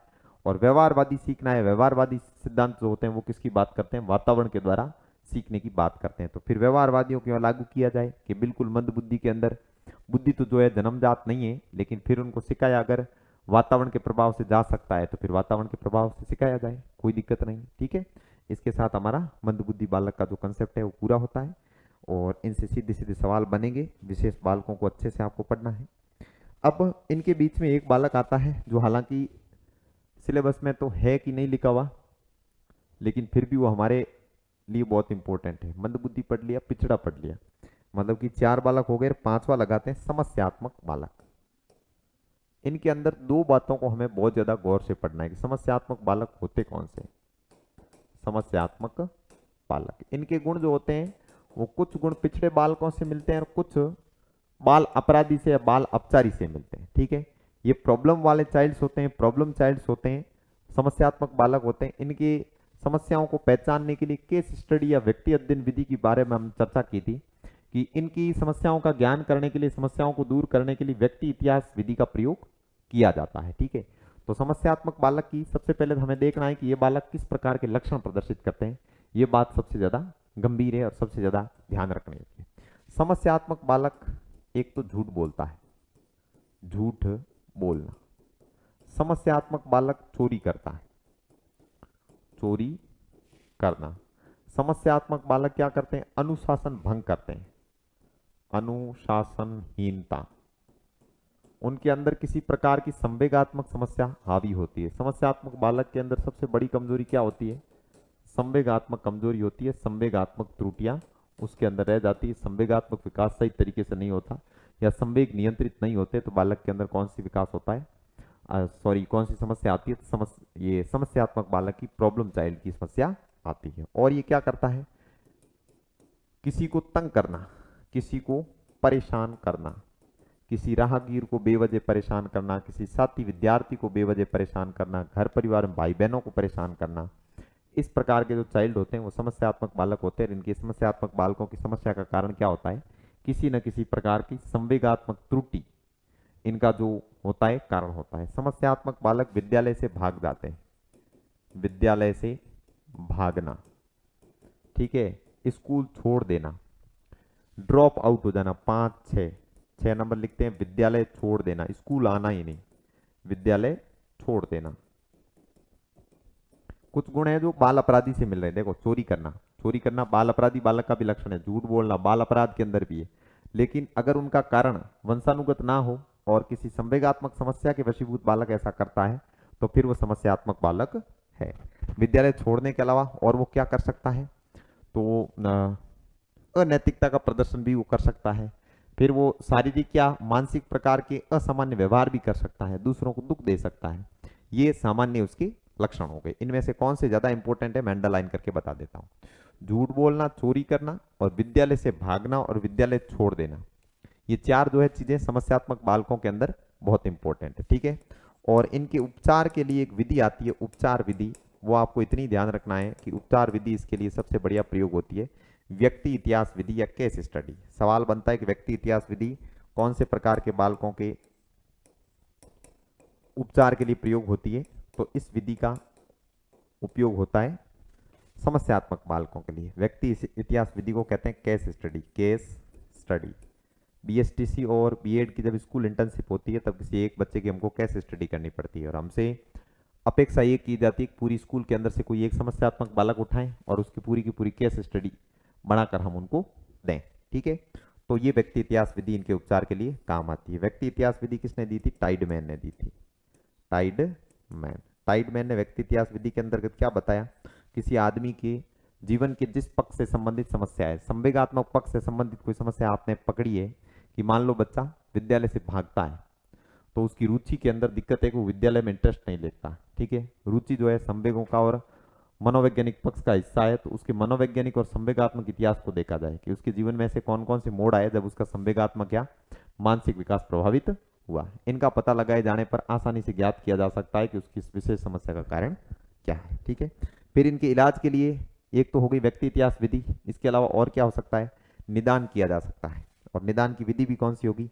व्यक्ति इतिहास विधि। निदान करेंगे तो समस्या का कारण पता चल जाएगा, फिर उसका क्या हो जाएगा? उपचार हो जाएगा। ठीक है, इनको उदाहरण देने चाहिए कि कोई बच्चा जो है तेरी तरह ये पढ़ने आ जाता है, तू क्यों नहीं आता। उनके सामने आदर्शात्मक कहानियां और उदाहरण पेश किया जाए। उनके उपचार के लिए क्या किया जा सकता है? कहानी, उदाहरण, आदर्श। ठीक है, इसके अलावा उसको आकर्षित करने के लिए मनोरंजन की सामग्री दी जा सकती है। मनोरंजन का आकर्षण, कोई विद्यालय से बार बार बच्चा भाग रहा है तो विद्यालय वातावरण से उसको में लगाव पैदा करने के लिए विद्यालय के अंदर वो जो चीज पसंद करता है वो चीजें विकसित की जाए, मनोरंजन के साधन विकसित किया जाए, खेल का उपयोग किया जाए। और बाकी निदान और उपचार की जितनी भी विधियां हैं सब प्रकार के समस्यात्मक बालकों पर फिट होती है, सबको किसी न किसी तरीके से मददगार होती है। तो ये सामान्यता है हमारा समस्यात्मक बालक। और फिर हमें आगे पढ़ने वंचित और अलाभान्वित बालक, बहुत ज्यादा इंपॉर्टेंट है आज की शिक्षा प्रणाली के अंदर। जैसा कि आपने आरटी के अंदर देखा होगा कि आरटी कहता है कि सभी बच्चों को विद्यालयों से जोड़ा जाए, और माता पिता के कर्तव्य है शिक्षा के अधिकार के अंदर एक मूल कर्तव्य जोड़ा, जिसके अंदर माता पिता का एक कर्तव्य है कि बच्चों को स्कूल तक भेजा जाए, पढ़ाया जाए। अध्यापक का एक कर्तव्य है कि विद्यालय परिसर के आसपास के जितने भी क्षेत्र है वहां के बच्चों को शिक्षा से जोड़ा जाए। क्यों जोड़ा जाना है? क्योंकि ये बच्चे जो है अलाभान्वित या वंचित बच्चे हैं, वंचित या अलाभान्वित बच्चे हैं, जो सीखना तो चाहते हैं, सीख सकते हैं, लेकिन इनको सीखने के अवसर नहीं मिल रहे, सुविधाएं नहीं मिल रही, इस कारण से ये वंचित या अलाभान्वित रह जाते हैं। इनके लिए अंग्रेजी में प्रयोग करेंगे डिसएडवांटेज्ड, एडवांटेज्ड चाइल्ड, डिसएडवांटेज्ड चाइल्ड, यानी जिनको सुविधाएं नहीं मिली, एडवांटेज नहीं मिला, व्यवस्था नहीं थी पढ़ाने की, विद्यालय नहीं थे, विद्यालय थे तो अभिप्रेरण नहीं था, अभिप्रेरण था तो सांस्कृतिक या सामाजिक बंदी से बीच में आती थी, उनको कहते हैं वंचित या अलाभान्वित बालक। इसका एक बढ़िया उदाहरण दे देता हूं कि किसी समाज विशेष के अंदर कोई बालिका अपनी सामाजिक सीमाओं या घर परिवार के रिस्ट्रिक्शंस के कारण खास प्रकार की शिक्षा नहीं ले पाती है, तो वो उसका एक अलाभान्वित या वंचित रहने का कारण हो गया।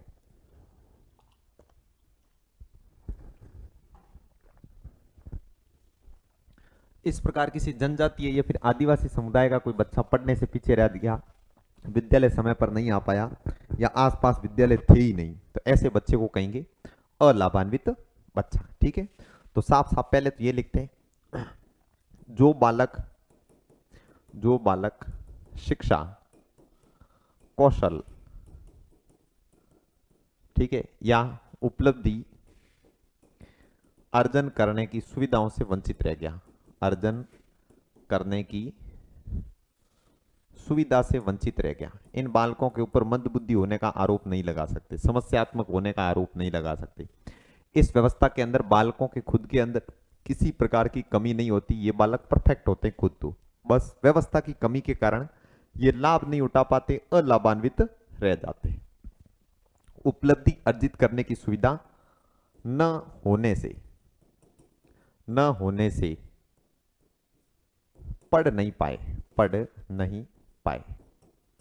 ठीक है, और ऐसे बच्चे खासकर पाए कहां जाते हैं, ये बहुत ही ज्यादा इंपॉर्टेंट चीज है कि अधिकतम वंचित या अलाभान्वित बच्चे कहां पाए जाते हैं। इसका प्रश्न कई बार पूछा गया, ध्यान रखना, ग्रामीण क्षेत्र,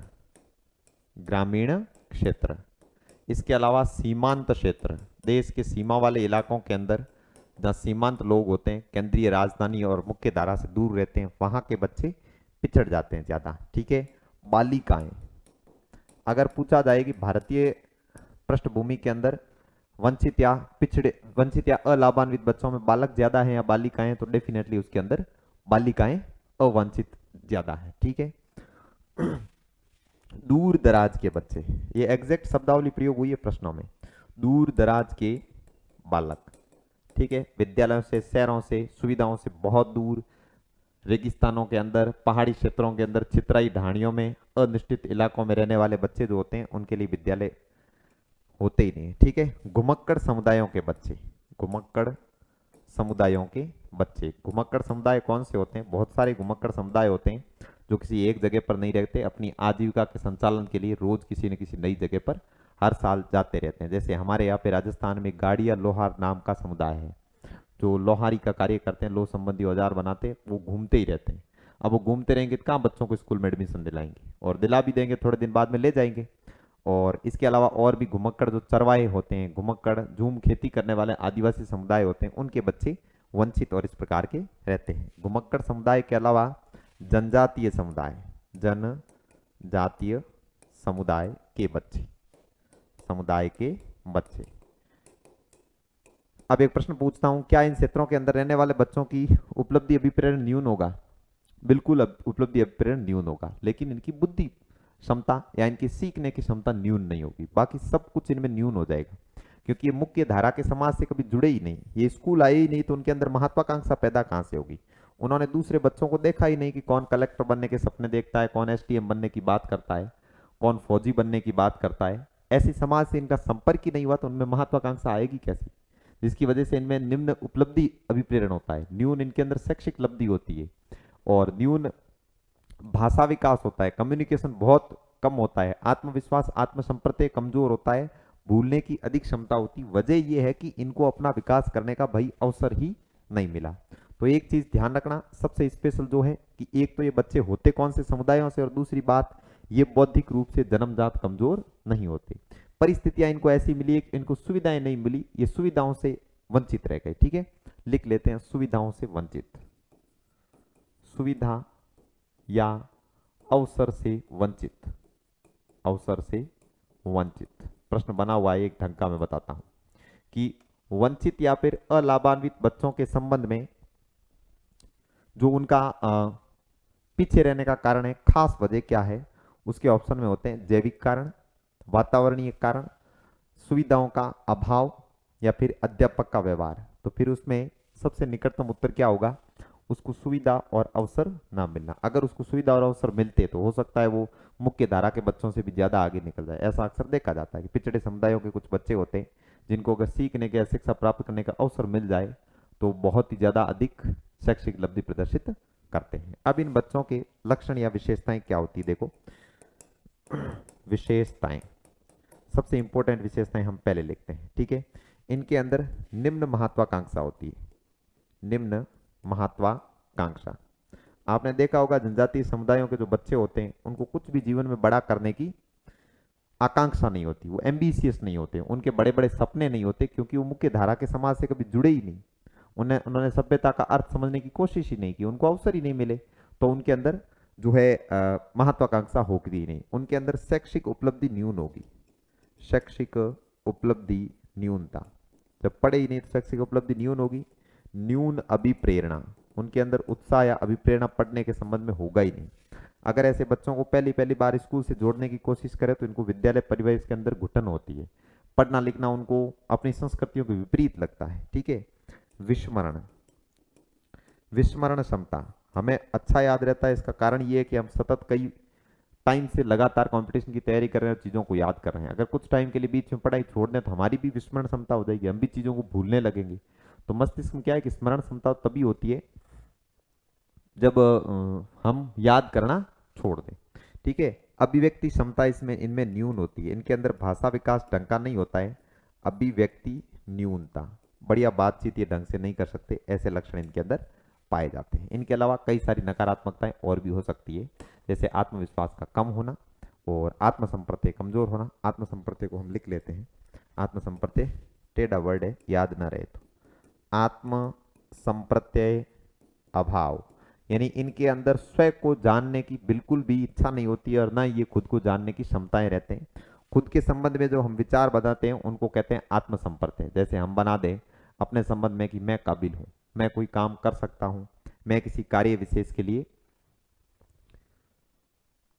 काबिल हूं, या मैं किसी कार्य विशेष के लिए प्राकृतिक रूप से बढ़िया बनाया गया हूं, तो फिर उसको हम कहते हैं अपना आत्मसंप्रत्यय। ठीक है, देखो इन समुदायों के अंदर भी और चीजें हो सकती है, जैसे एक दो मुझे और याद आए, जैसे कट्टरपंथी लोग हैं, कुछ कट्टरपंथी समुदाय होते हैं जो बच्चों को पढ़ाना ही नहीं चाहते, कुछ बहुत ही ज्यादा अंधविश्वासी होते हैं, तो अंधविश्वासी समुदायों के बच्चे भी पढ़ने नहीं आते। कट्टरपंथी अंधविश्वासी समुदायों के बच्चे, यानी आपको इतना डिटेक्ट कर लेना है कि कोई भी जैविक कमी नहीं बताई गई है और पर्यावरण या वातावरण से निर्मित किसी कारण से कारक से बच्चे पढ़ नहीं पाए, तो फिर ऐसे बच्चों को क्या कहेंगे हम, अलाभान्वित या वंचित बच्चे कहेंगे। समावेशी शिक्षा के अंदर आरटी के अंदर इन बच्चों को प्राथमिकता दी गई विद्यालयों से जोड़ने के लिए। ठीक है, चलो जब आरटी पढ़ेंगे तो वापस ऐसे बच्चों पर हम फिर से एक बार डिस्कस कर लेंगे। अगला हमें बात कितने नंबर का हो जाएगा, 7 नंबर। 7 नंबर हमें पढ़ने हैं बाल अपचारी बालक। ठीक है, और इसके बाद करीब करीब हमारे हैंडीकैप्ड सीडब्ल्यूएसएन चाइल्ड रहेंगे और उनको पढ़ के हम खत्म कर देंगे।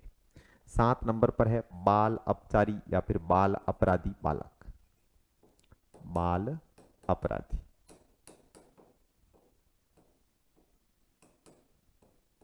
बाल अपराधी बालक, बाल, इनको बाल अपचारी भी कह सकते हैं। ठीक है, इन्होंने क्या किया था, इनको इंग्लिश में, इंग्लिश के अंदर कहा जाता है डिलिक्वेंट चाइल्ड या डिलिक्वेंट चिल्ड्रन, या फिर कहा जा सकता है चिल्ड्रन या चाइल्ड क्रिमिनल कह सकते हैं। ठीक है, लेकिन इनके लिए स्पेशल शब्द जो है डेलिंक्वेंटी उपयोग होता है। डेलिंक्वेंट, डेलिंक्वेंट चाइल्ड, बाल अपचारी बालक। सामान्य अर्थ के अनुसार बालक कब तक होता है? तो 18 वर्ष से कम आयु का, 18 वर्ष से कम आयु। अलग अलग पृष्ठभूमि में अलग अलग परिभाषाएं होती है।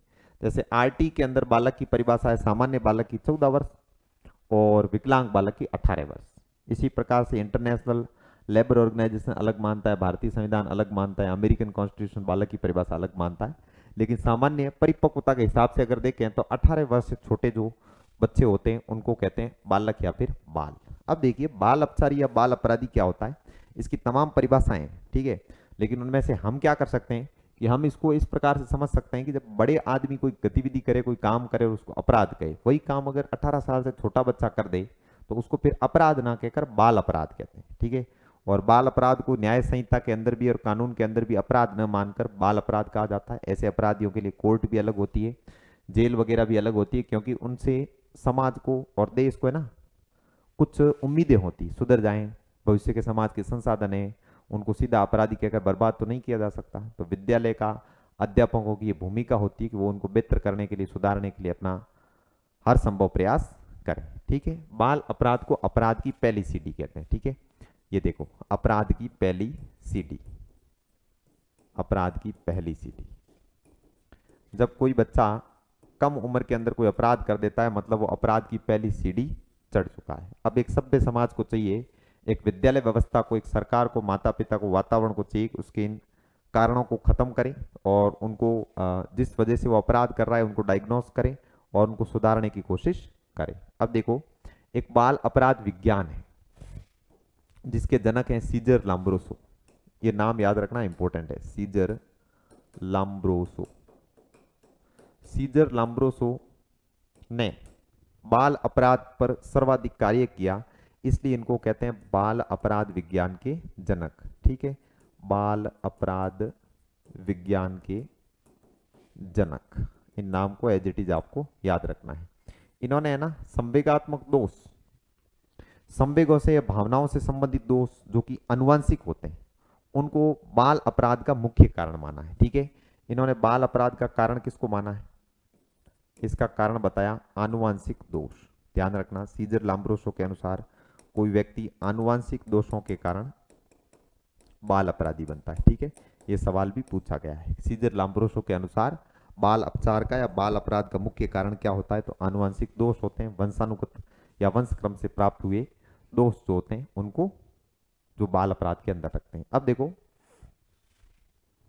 अब अलग अलग विद्वानों ने इनकी अलग अलग परिभाषा दी है, ठीक है। तो जैसे देखो एक परिभाषा है वैलेंटाइन की। वैलेंटाइन कहते हैं बाल अपराध शब्द ऐसी स्थिति के लिए किया जाता है जब कोई बच्चा कानून भंग करे, ठीक है। तो इनको हम उनके हिसाब से लिख देते हैं, इससे हमारी थ्योरी भी क्लियर हो जाएगी। वैलेंटाइन क्या कहते हैं, वैलेंटाइन के अनुसार कानून भंग करना बाल अपराध है।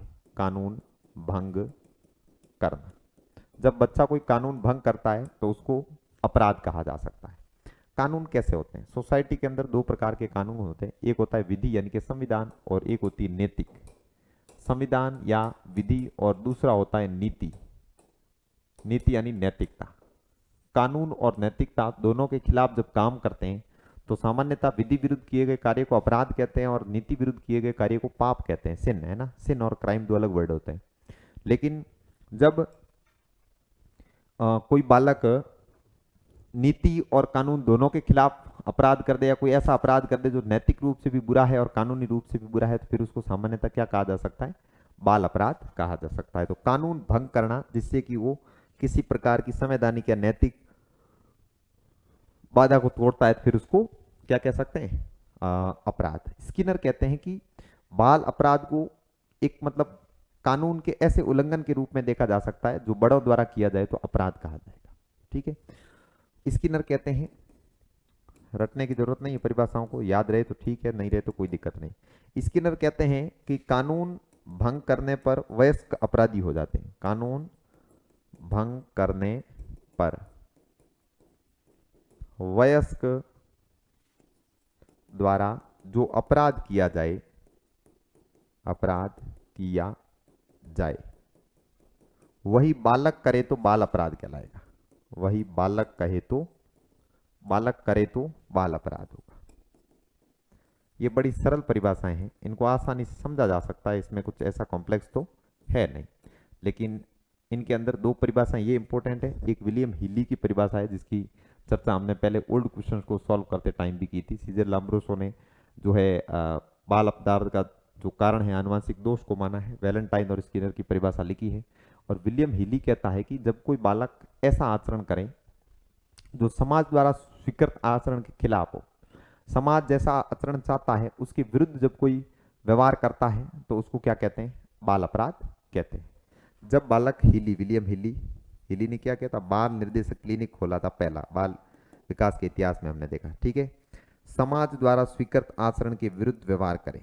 समाज द्वारा स्वीकृत यानी माने गए, स्वीकार किए गए, स्वीकृत आचरण के विपरीत कार्य करें।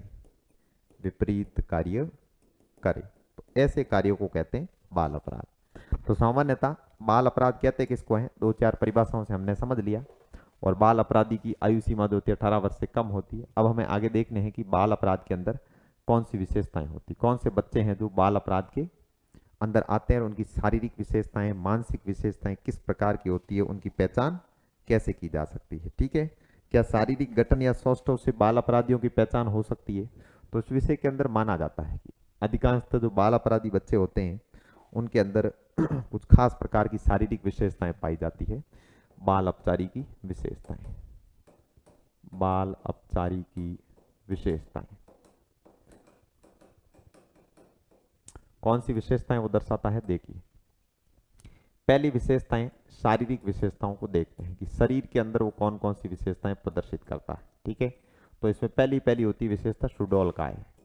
सुडौल काय, ठीक है, यानी कि शारीरिक सौष्ठव जो होता है ना, शारीरिक सौष्ठव पेशी युक्त होता है। पेशी युक्त होता है यानी कि उसकी मांसपेशियां मजबूत होती है, दिखने में ही लगता है कि वो जो है बाल अपराधी। ठीक है, बाकी मांसपेशियों का मजबूत होना और चाल ढाल का अपराधी की तरह होना, दुस्साहसी होना, हिम्मत बहुत ज्यादा होना, हालांकि वो मनोवैज्ञानिक तत्व हो जाता है। ठीक है, और शारीरिक के अलावा मानसिक या मनोवैज्ञानिक तत्व उसके अंदर क्या पाए जाते हैं? मनोवैज्ञानिक तत्व। तो ये विशेषताएं पाई जाती है। पहली पहली देखो, दुस्साहसी। साहसी वो होता है जो अच्छे काम के लिए हिम्मत दिखाता है, और दुस्साहसी वो होता है जो बुरे कार्यों के लिए हिम्मत दिखाता है, उसको कहते हैं दुस्साहसी। दुस्साहसी मनोवृत्ति जिसके अंदर पाई जाती है वो कैसा होगा? वो होगा बाल अपराधी बालक। इसको अंडरलाइन करना और इसको याद रखना है। आयताकार, सुडौलकाय, शारीरिक सौष्ठव, मजबूत पेशियों से युक्त जो बालक होते हैं, सभी बालक ऐसे नहीं होते। इसका मतलब ये थोड़ी हुआ कि सभी जितने भी अच्छे शरीर वाले और सुडौल पेशियों वाले होंगे सब बाल अपराधी होंगे, नहीं। लेकिन जो बाल अपराधी होगा उसका शरीर आवश्यक रूप से सुडौलकाय, हष्टपुष्ट होगा। वो अपराध करने की हिम्मत रहेगा, दुस्साहस रखेगा, क्योंकि उसे अपने शरीर पर बहुत ज्यादा भरोसा होता है। ठीक है, और मानसिक दुस्साहसी होते हैं, यौन अपचारी होते हैं। ये बहुत ज्यादा अच्छे से ध्यान रखना, बाल अपराधियों के अंदर यौन हिंसा करने वाले, यौन अपराध करने वाले बालक ज्यादा आते हैं। ठीक है, और किशोरावस्था के अंदर जो यौन शिक्षा दी जाती है, जो सेक्सुअल एजुकेशन दी जाती है, वो इसीलिए दी जाती है ताकि बच्चा किशोरावस्था के अंदर यौन संबंधी परिवर्तन तीव्र गति से होते हैं, उसकी वजह से अपराध की तरफ ना बढ़ जाए। ये किशोरावस्था के अंदर, किशोरावस्था के विकास के अंदर भी हमने ये चीज देखी थी। सेक्सुअल प्रकार के क्राइम ना करे उससे रोकने के लिए उनको ये बातें की जाती है। ठीक है, अब उसके अंदर ये मनोवैज्ञानिक तत्व हो गए। इसके अलावा सामाजिक सांस्कृतिक बातें भी होती है कि उनको पारिवारिक या वातावरण में स्नेह ना मिलना। वातावरणीय कारक या पोषण के कारक, वातावरण के कारक कौन से होते हैं? स्नेह का अभाव। अगर परिवार में स्नेह का अभाव रहा है, ठीक है, पारिवारिक झगड़े, पारिवारिक झगड़े, ठीक है, पारिवारिक झगड़े हुए तो भी हो सकता है। माता पिता के संबंध खराब होना, माँ पिता के खराब संबंध, माता पिता के बीच में लड़ाई होती है, गाली गलौज होता है, तलाक हो जाता है, या तलाक के अतिरिक्त दोनों के बीच में रोज की बहस चलती है, तो इन कारणों के से भी बच्चे क्या हो सकते हैं? बाल अपराधी बन सकते हैं। ठीक है, और देखो खंडित परिवार, ऐसे और भी परिवार को लेकर कई सारी चीजें होती। खंडित परिवार, खंडित परिवार भी बाल अपराधी पैदा कर सकते हैं। कुंठा, मनोवैज्ञानिक तत्वों के अंदर एक होती है कुंठा, दुस्साहस, यौन और कुंठा। कुंठा का मतलब होता है, आगे हम पढ़ेंगे समायोजन के अंदर, कि कुंठा का अर्थ होता है किसी प्रकार की असफलता मिलने के कारण खुद के अंदर एक ऐसी मनोरचना बना देना कि मैं हार गया हूं, मैं कुछ प्राप्त नहीं कर सकता, और ऐसा सोचकर वो कुछ प्राप्त करने के लिए अनैतिक तरीका अपनाता है, तो फिर उसको क्या कहते हैं, उसको कुंठा कह सकते हैं। ठीक है, और देखो क्या कारण हो सकते हैं, वंशानुक्रम के कारण हो सकते हैं। हमने देखे हैं बाल विकास को प्रभावित करने वाले कारकों के अंदर वंशानुक्रम भी,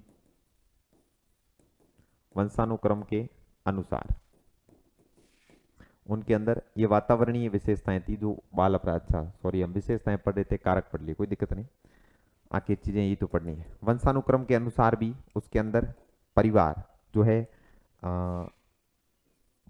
परिजन भी अपचारी हो सकते हैं, परिजन भी अपचारी हो सकते हैं, ये उनके अंदर गुण पाया जाता है। बाकी उनकी विशेषता क्या होती है, निरुद्देश्य भ्रमण, निरुद्देश्य भ्रमण, अगर ये विद्यालय में है तो विद्यालय से भागना, विद्यालय से पलायन, अनुशासनहीनता, शिक्षकों के साथ बदतमीजी से व्यवहार करना, है ना, ये जो तमाम गुण होते हैं ये एक बाल अपराधी बालक के अंदर पाए जा सकते हैं।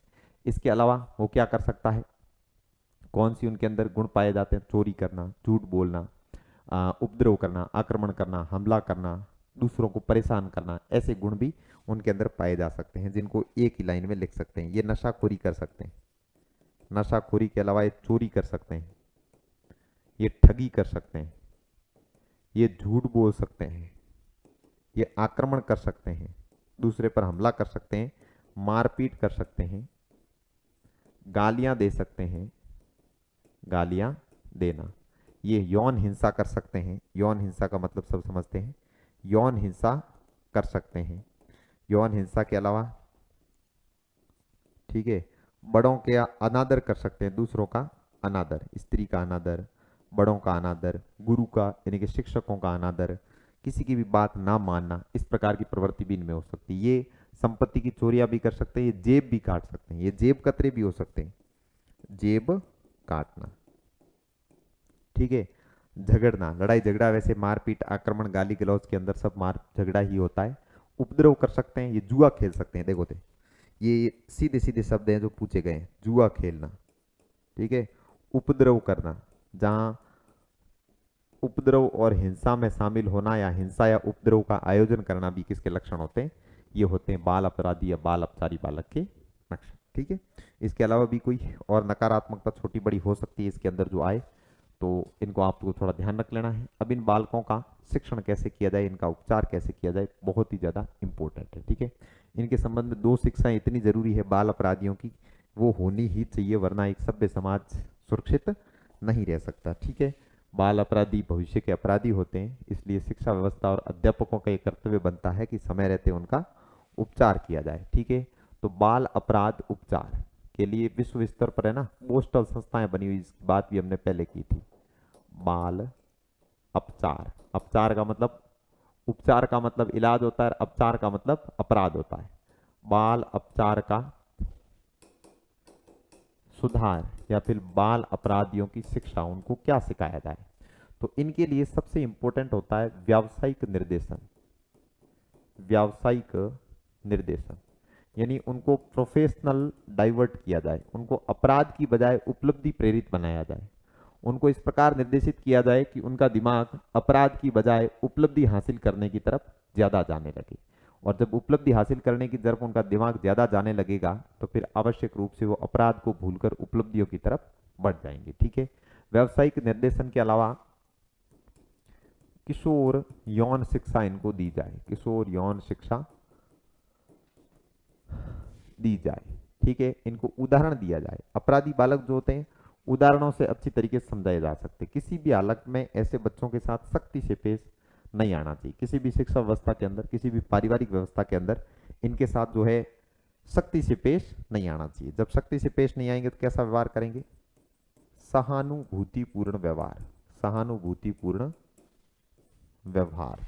ठीक है, आदर्श व उदाहरण पेश करना, आदर्श व उदाहरण पेश करना। यानी एक शिक्षक की नज़र में अगर कोई बच्चा बाल अपराध की तरफ बढ़ रहा है तो जो बच्चे अच्छी उपलब्धि रखते हैं बार बार उस बाल अपराधी के सामने उन बच्चों की प्रशंसा की जानी, उनके जैसे बनने के लिए प्रेरित करना। ठीक है, आदर्श व उदाहरण पेश करना, अच्छी कहानियां बताना कामयाबी की, और जिस मार्ग पर बाल अपराधी चल रहा है उस मार्ग की खराब कहानियां बनाना कि ऐसा अगर वो करता है तो उसके जीवन का ये परिणाम भी हो सकता है। ठीक है, उसको कर्तव्यों से अवगत करवाना, कर्तव्य बोध करवाना, कर्तव्य बोध करवाना।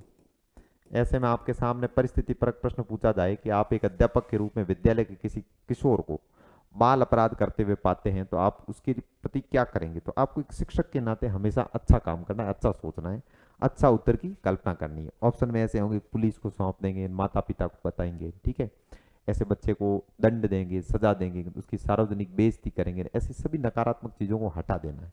आप एक जिम्मेदार व्यक्ति हैं ऐसे बाल अपराधी के जीवन में शिक्षक के रूप में। आपको चाहिए कि सभी अच्छे तरीके जो हमने यहाँ पर लिखे हैं ऐसे तरीकों का उपयोग करके उस व्यक्ति के मार्गांतरीकरण का प्रयास करना, उसकी गलत दिशा में लग रही ऊर्जा को हर हाल में सही दिशा में लगाना। यही वो वजह होती है जिसकी वजह से हमें ये विषय पढ़ना होता है।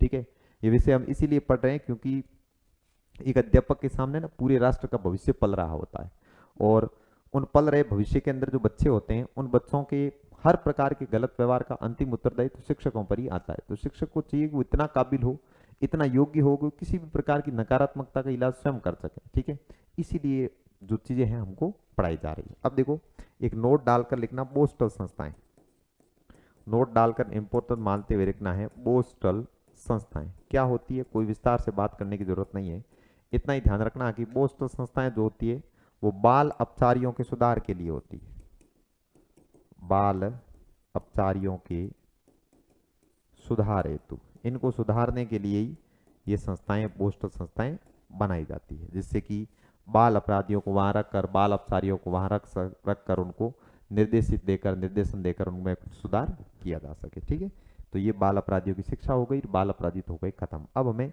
एक समग्र रूप से CWSN चाइल्ड्स पढ़ने हैं। ये होते क्या है, कितने प्रकार के होते हैं, किन किन को CWSN के अंदर रख लेंगे उनकी बात करनी है। चलो आगे, समायोजन की परिभाषाएं आ गई, हमको यहीं पर पेज ऐड करना पड़ेगा।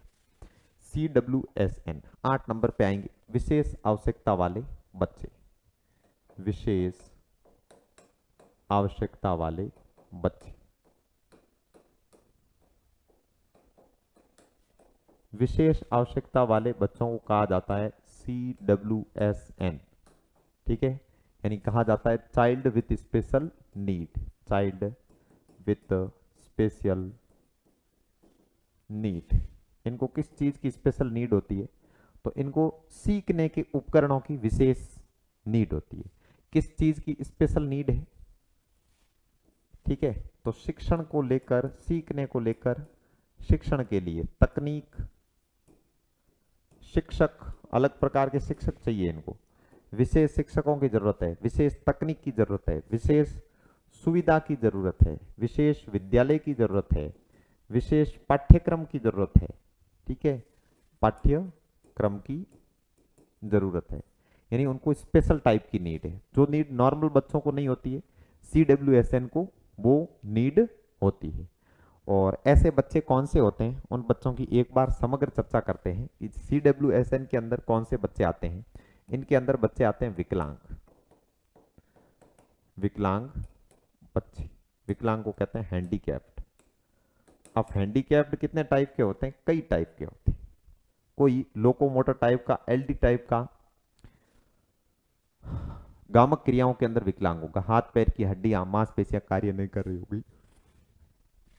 विकलांग बालकों के अतिरिक्त मंद बुद्धि भी आते हैं इनके अंदर, विशेष आवश्यकता वाले के अंदर।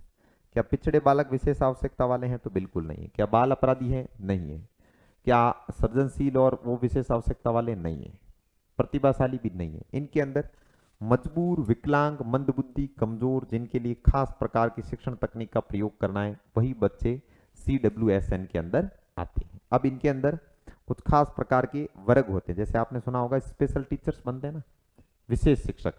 अब विशेष शिक्षक इन्हीं बच्चों के लिए बनाए जाते हैं जो CWSN के टाइप के हो या फिर चाइल्ड विथ स्पेशल नीड हो। इनको स्पेशल स्कूल और स्पेशल शिक्षक की जरूरत होती है, और समावेशी शिक्षा के अंदर इनको अगर पढ़ाया जाए तो इनको पढ़ाने के लिए हर विद्यालय के अंदर एक स्पेशल टीचर रखना होता है।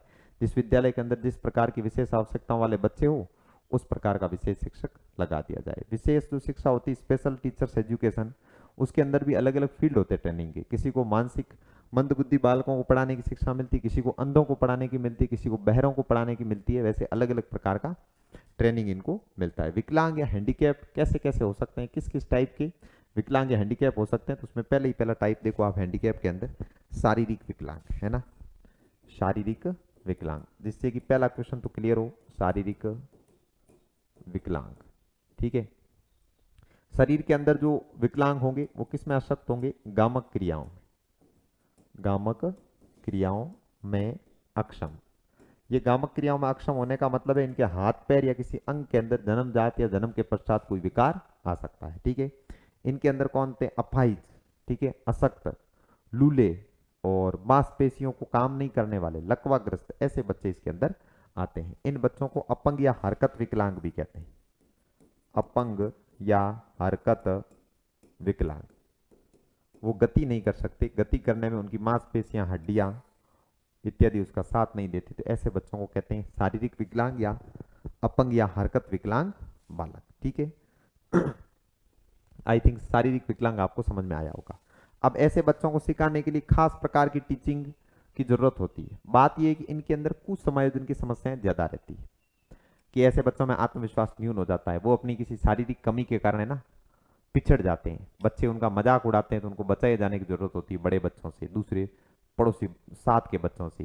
शिक्षक को उनके साथ कभी भी अलग व्यवहार नहीं करना चाहिए।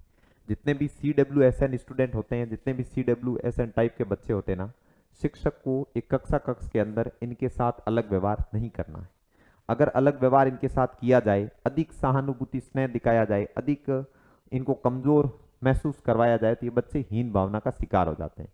यानी इनके अंदर बेचारापन का भाव आ जाता है कि मैं तो बेचारा हूं। उसकी वजह से उसका आत्मविश्वास कम हो सकता है और वो एक समावेशी शिक्षा अवधारणा के अंदर शिक्षित नहीं किया जाता। यानी CWSN टाइप के सभी बच्चे जितने भी होते हैं, अच्छे से याद रखना कि शिक्षक को हमेशा ऐसे बच्चों के साथ बाकी सामान्य बच्चों की तरह ही व्यवहार करना चाहिए। हाँ, अगर वो सीखने में कोई दिक्कत रख रहे हैं तो उनको विशेष सुविधा दे दी जाए, उनको अलग विशेष कक्षाओं में बिठा दिया जाए, खास तकनीकी खास सुविधाएं उनको उपलब्ध करा दी जाए, पर उनके साथ विशेष या अलग प्रकार का सहानुभूतिपूर्ण, उनको कमजोर करने वाला व्यवहार उनके साथ बिल्कुल नहीं किया जाए। ठीक है, माता पिता को क्या चाहिए कि माता पिता भी अपने बच्चों के अंदर किसी प्रकार का भेद ना करें। अगर कोई CWSN बच्चा घर में पैदा हुआ है तो माता पिता का भी एक कर्तव्य है कि उसके साथ भी वैसा ही व्यवहार किया जाए जैसा व्यवहार परिवार के अन्य बच्चों के साथ किया जाता है। ठीक है, तो ये शरीर वाले हरकत विकलांग हो गए।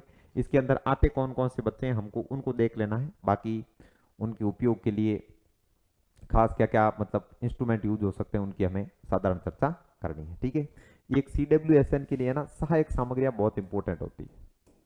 सहायक सामग्री, जितने भी टीचिंग एड्स होते हैं, मान लो कोई अंधा बच्चा है तो सहायक सामग्री देख तो नहीं सकता, लेकिन उसको स्पर्श करके उसकी ध्वनि सुनकर सहायक सामग्री के द्वारा वो अच्छा अधिगम कर सकता है। तो CWSN इन विशेष आवश्यकता वाले बच्चों के बेहतर अधिगम के लिए शिक्षण सहायक सामग्रियों का इस्तेमाल हो सकता है, और प्रत्येक कोटि के अलग अलग जितने होते हैं उन सब के लिए अलग प्रकार की सुविधाएं होती है। जैसे शारीरिक विकलांग के अलावा और CWSN चाइल्ड कैसे हो सकते हैं, जैसे हो सकते हैं बहरे, अर्ध बहरे, आधे और पूरे बहरे। ठीक है, और या फिर इनको कह सकते हैं श्रवण बाधित बालक, श्रवण बाधित, जो सुनने में जन्मजात रूप से बहरे हैं उनको कहते हैं श्रवण बाधित। और बच्चे जो जन्मजात रूप से पूरी तरीके से बहरे होते हैं ना, वो अनिवार्य रूप से गूंगे भी होते हैं, अनिवार्य रूप से गूंगे भी होते हैं। ध्यान रखना, जन्मजात बहरे अनिवार्य रूप से गूंगे होते हैं। वजह यह है कि भाषा का जो विकास है वो दूसरों को बोलता हुआ सुनकर या बोलता हुआ देखकर जिज्ञासा पैदा होती है स्वयं बोलने की, जिसकी वजह से बच्चे क्या करते हैं, अनुकरण करते हैं, और अनुकरण से ही भाषा अर्जित की जा सकती है। यानी भाषा अर्जित की जाने वाली क्षमता है या संपत्ति है, जन्मजात संपत्ति नहीं है। इसलिए जो जन्मजात बहरे हैं वो अनिवार्य रूप से गूंगे भी होंगे, क्योंकि उनको अनुकरण करने का मौका ही नहीं मिला। उन्होंने कभी सुना ही नहीं कि बोला कैसे जाता, आवाजें कैसे आती है। जब सुना ही नहीं तो उनमें जिज्ञासा पैदा हुई नहीं, और जब जिज्ञासा पैदा नहीं हुई तो उन्होंने कभी खुद बोलने की कोशिश भी नहीं की, और प्रैक्टिस नहीं की तो भाषा का अर्जन नहीं हुआ, भाषा सीख नहीं पाई। इतनी आप ध्यान रख लेना, बैरे और अर्ध बैरों के लिए ये प्रयोग होता है। बाकी कई सारी इनके लिए सांकेतिक भाषाओं का इस्तेमाल होता है। जो सुन नहीं पाएगा उसके लिए क्या करेंगे, जो सुन नहीं सकता, जो बोल नहीं सकता, उसके लिए सांकेतिक भाषा विकसित की जाती है। सांकेतिक भाषा से सिखाना, इनको सांकेतिक भाषा से सिखाया जाता है। हरकत विकलांग बच्चे हैं, ये सामान्य खेलों में भाग नहीं ले सकते, तो वो खेल नहीं सकते, उसकी वजह से उनके अंदर कुंठा आ सकती है, वो खुद को आत्मविश्वास खो सकते हैं। तो उनके लिए इंडोर टाइप के ऐसे गेम की सुविधा की जाए जो बैठे बैठे बिना हरकत किए भी खेल सकें।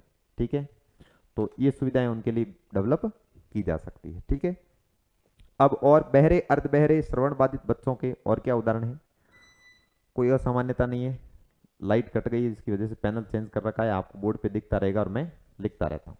देखिए, कक्षा कक्ष के अंदर ऐसे बच्चे जो होते हैं उनको शोर मुक्त करके पढ़ाया जाए, शांति से अकेले में इनको पढ़ाया जाए। इनके लिए सांकेतिक भाषा के अलावा ओष्ठ लिपि का प्रयोग कर सकते हैं। ओष्ठ लिपि यानी कि लिप रीडिंग वाली जो लिपि होती है ना, उसका इस्तेमाल श्रवण बाधित बच्चों के लिए किया जाता है। यहां से सवाल सीधा बनेगा। ठीक है, दो से सीधा सवाल कई बार बनाए, आगे बन सकता है। सांकेतिक भाषा और ओष्ठ लिपि का प्रयोग किसके लिए होता है, तो बहरे अर्ध बहरे और जन्मजात रूप से जो गूंगे बच्चे होते हैं उन बच्चों के लिए इनका प्रयोग करते हैं। ये बच्चे सांकेतिक भाषा से अभिव्यक्ति करेंगे और ओष्ठ लिपि से किसी दूसरे के द्वारा बताई गई बात को सुनेंगे। ठीक है, तो ये हुए गूंगे और बहरे बच्चों के शिक्षण से संबंधित बातें। ठीक है, जितनी लिखी हुई है उतनी आप याद कर लेना, और बाकी कोई स्पेशल चीज है नहीं। अब देखो, एक लिखते हैं अंधे अर्ध अंधे बालक। नंबर 3, अंधे व अर्ध अंधे बालक। पिछले पेज पर हमने लिखा है ना कि कोई बच्चा अगर जन्मजात बहरा है तो अनिवार्य रूप से गूंगा होगा, लेकिन कोई बच्चा जन्मजात रूप से गूंगा है तो जरूरी नहीं कि बहरा हो। गूंगा है, बोल नहीं सकता लेकिन सुन सकता है, लेकिन अगर सुन नहीं सकता तो फिर वो बोलेगा नहीं। यानी कि वापस एक बार बताता हूं कि जन्मजात जो बच्चे बहरे होते हैं वो जन्मजात गूंगे भी रहेंगे, लेकिन जो बच्चा जन्मजात गूंगा है वो जरूरी नहीं है कि बहरा हो। ठीक है, अंधे और अर्ध अंधे बालक, अब जिनको दिखाई नहीं दे रहा है, क्या उनको पढ़ाने के लिए विशेष सुविधाओं की जरूरत है? 100% उनको CWSN यानी विशेष प्रकार की आवश्यकता है। ऐसे बच्चों के लिए क्या किया जा सकता है, तो सबसे बढ़िया होता है इनके उपयोग के लिए ब्रेल लिपि का उपयोग होता है। ब्रेल लिपि। ओष्ठ लिपि किसके लिए? गूंगे, श्रवण बाधित और बहरे बच्चों के लिए ब्रेल लिपि, और ओष्ठ लिपि और ब्रेल लिपि का इस्तेमाल अंधे लोगों के लिए, अंधे बच्चों के लिए किया जाता है। अंधे और अर्ध अंधे बच्चों के लिए ब्रेल लिपि का इस्तेमाल। और इनके लिए क्या किया जा सकता है, कैसे इनको सिखाया जा सकता है, तो इनको बेहतर शिक्षा दी जा सकती है संगीत की, संगीत की शिक्षा। और जो बहरे थे, अर्ध बहरे थे, उनको हस्तकला की शिक्षा दी जा सकती है, क्योंकि अंधे और अर्ध अंधे होते हैं, ये हस्तकला तो सीख नहीं सकते, क्योंकि ये देख नहीं सकते तो ये कुछ चीजें बना नहीं सकते। लेकिन जो श्रवण बाधित है वो बिना सुने भी देखकर जो है कलाकारियां बना सकते हैं। ठीक है, फिर विशेष बालकों की शिक्षा व्यवस्था कैसी होनी चाहिए वो एक ध्यान दे दो, फिर हम इसको समाप्त करते हैं। विशेष बालकों, विशेष आवश्यकता वाले बालकों, है ना, विशेष बालक और विशेष आवश्यकता वाले बालक अलग होते हैं, CWSN। इनकी है ना शिक्षा व्यवस्था कैसी होनी चाहिए कि शिक्षा, इनकी शिक्षा व्यवस्था में दो प्रकार की शिक्षा होगी। एक तो होगी पहली प्रकार की समावेशी शिक्षा। अगर इनको समावेशी शिक्षा के अंतर्गत पढ़ाया जाए तो विद्यालयों में विशेष शिक्षकों की जरूरत पड़ती है। विद्यालयों में विशेष शिक्षकों की जरूरत, शिक्षकों की जरूरत। और CWSN टाइप के अनुसार, यानी कौन से प्रकार की उनके अंदर विशेष आवश्यकता, उसके हिसाब से शिक्षण सामग्रियों की जरूरत। CWSN के आधार पर सुविधाएं, दो चीजें स्कूल के अंदर होनी चाहिए। यानी एक सामान्य स्कूल के अंदर अगर कुछ CWSN साइट्स हैं तो पहले तो उनकी जरूरत को पूरा करने के लिए उनके स्पेशल टीचर लगाए जाएं जो उनको पढ़ाने के लिए प्रशिक्षित किए गए सिस्टमेटिक तरीके से। और दूसरा, उनको जिन सहायक सामग्रियों की जरूरत है जैसे ब्रेल लिपि, ओष्ठीय लिपि, सांकेतिक भाषा इनकी जरूरत है तो उनको उपलब्ध करवाया जाए। और दूसरे होते हैं विशेष विद्यालय।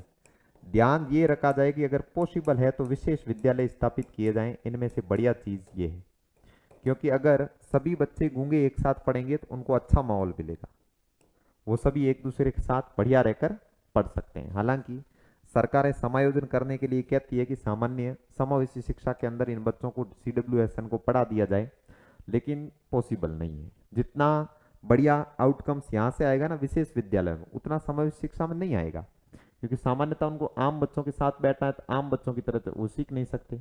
फिर उनके लिए विशेष शिक्षक नियुक्त करेंगे तो एक स्कूल में कितने शिक्षक नियुक्त कर देंगे, जबकि विशेष विद्यालयों के अंदर सभी शिक्षक उन्हीं के लिए होंगे। यानी विशेष विद्यालय कैसे होते हैं? अंधों के विद्यालय अलग होते हैं। अंधों के विद्यालय, इसमें सभी के सभी टीचर्स होंगे जो अंधों को पढ़ाने के लिए ट्रेंड होकर आएंगे। जो बहरों का विद्यालय होगा उसमें सिर्फ और सिर्फ बहरों को पढ़ाने के लिए शिक्षक आएंगे, बहरों के विद्यालय। CWSN में विशेष विद्यालय और विशेष पाठ्यक्रम बढ़िया तरीका है, ठीक है। ये हमको अख्तियार करना चाहिए, इससे CWSN की जरूरत पूरी होती है, ठीक है।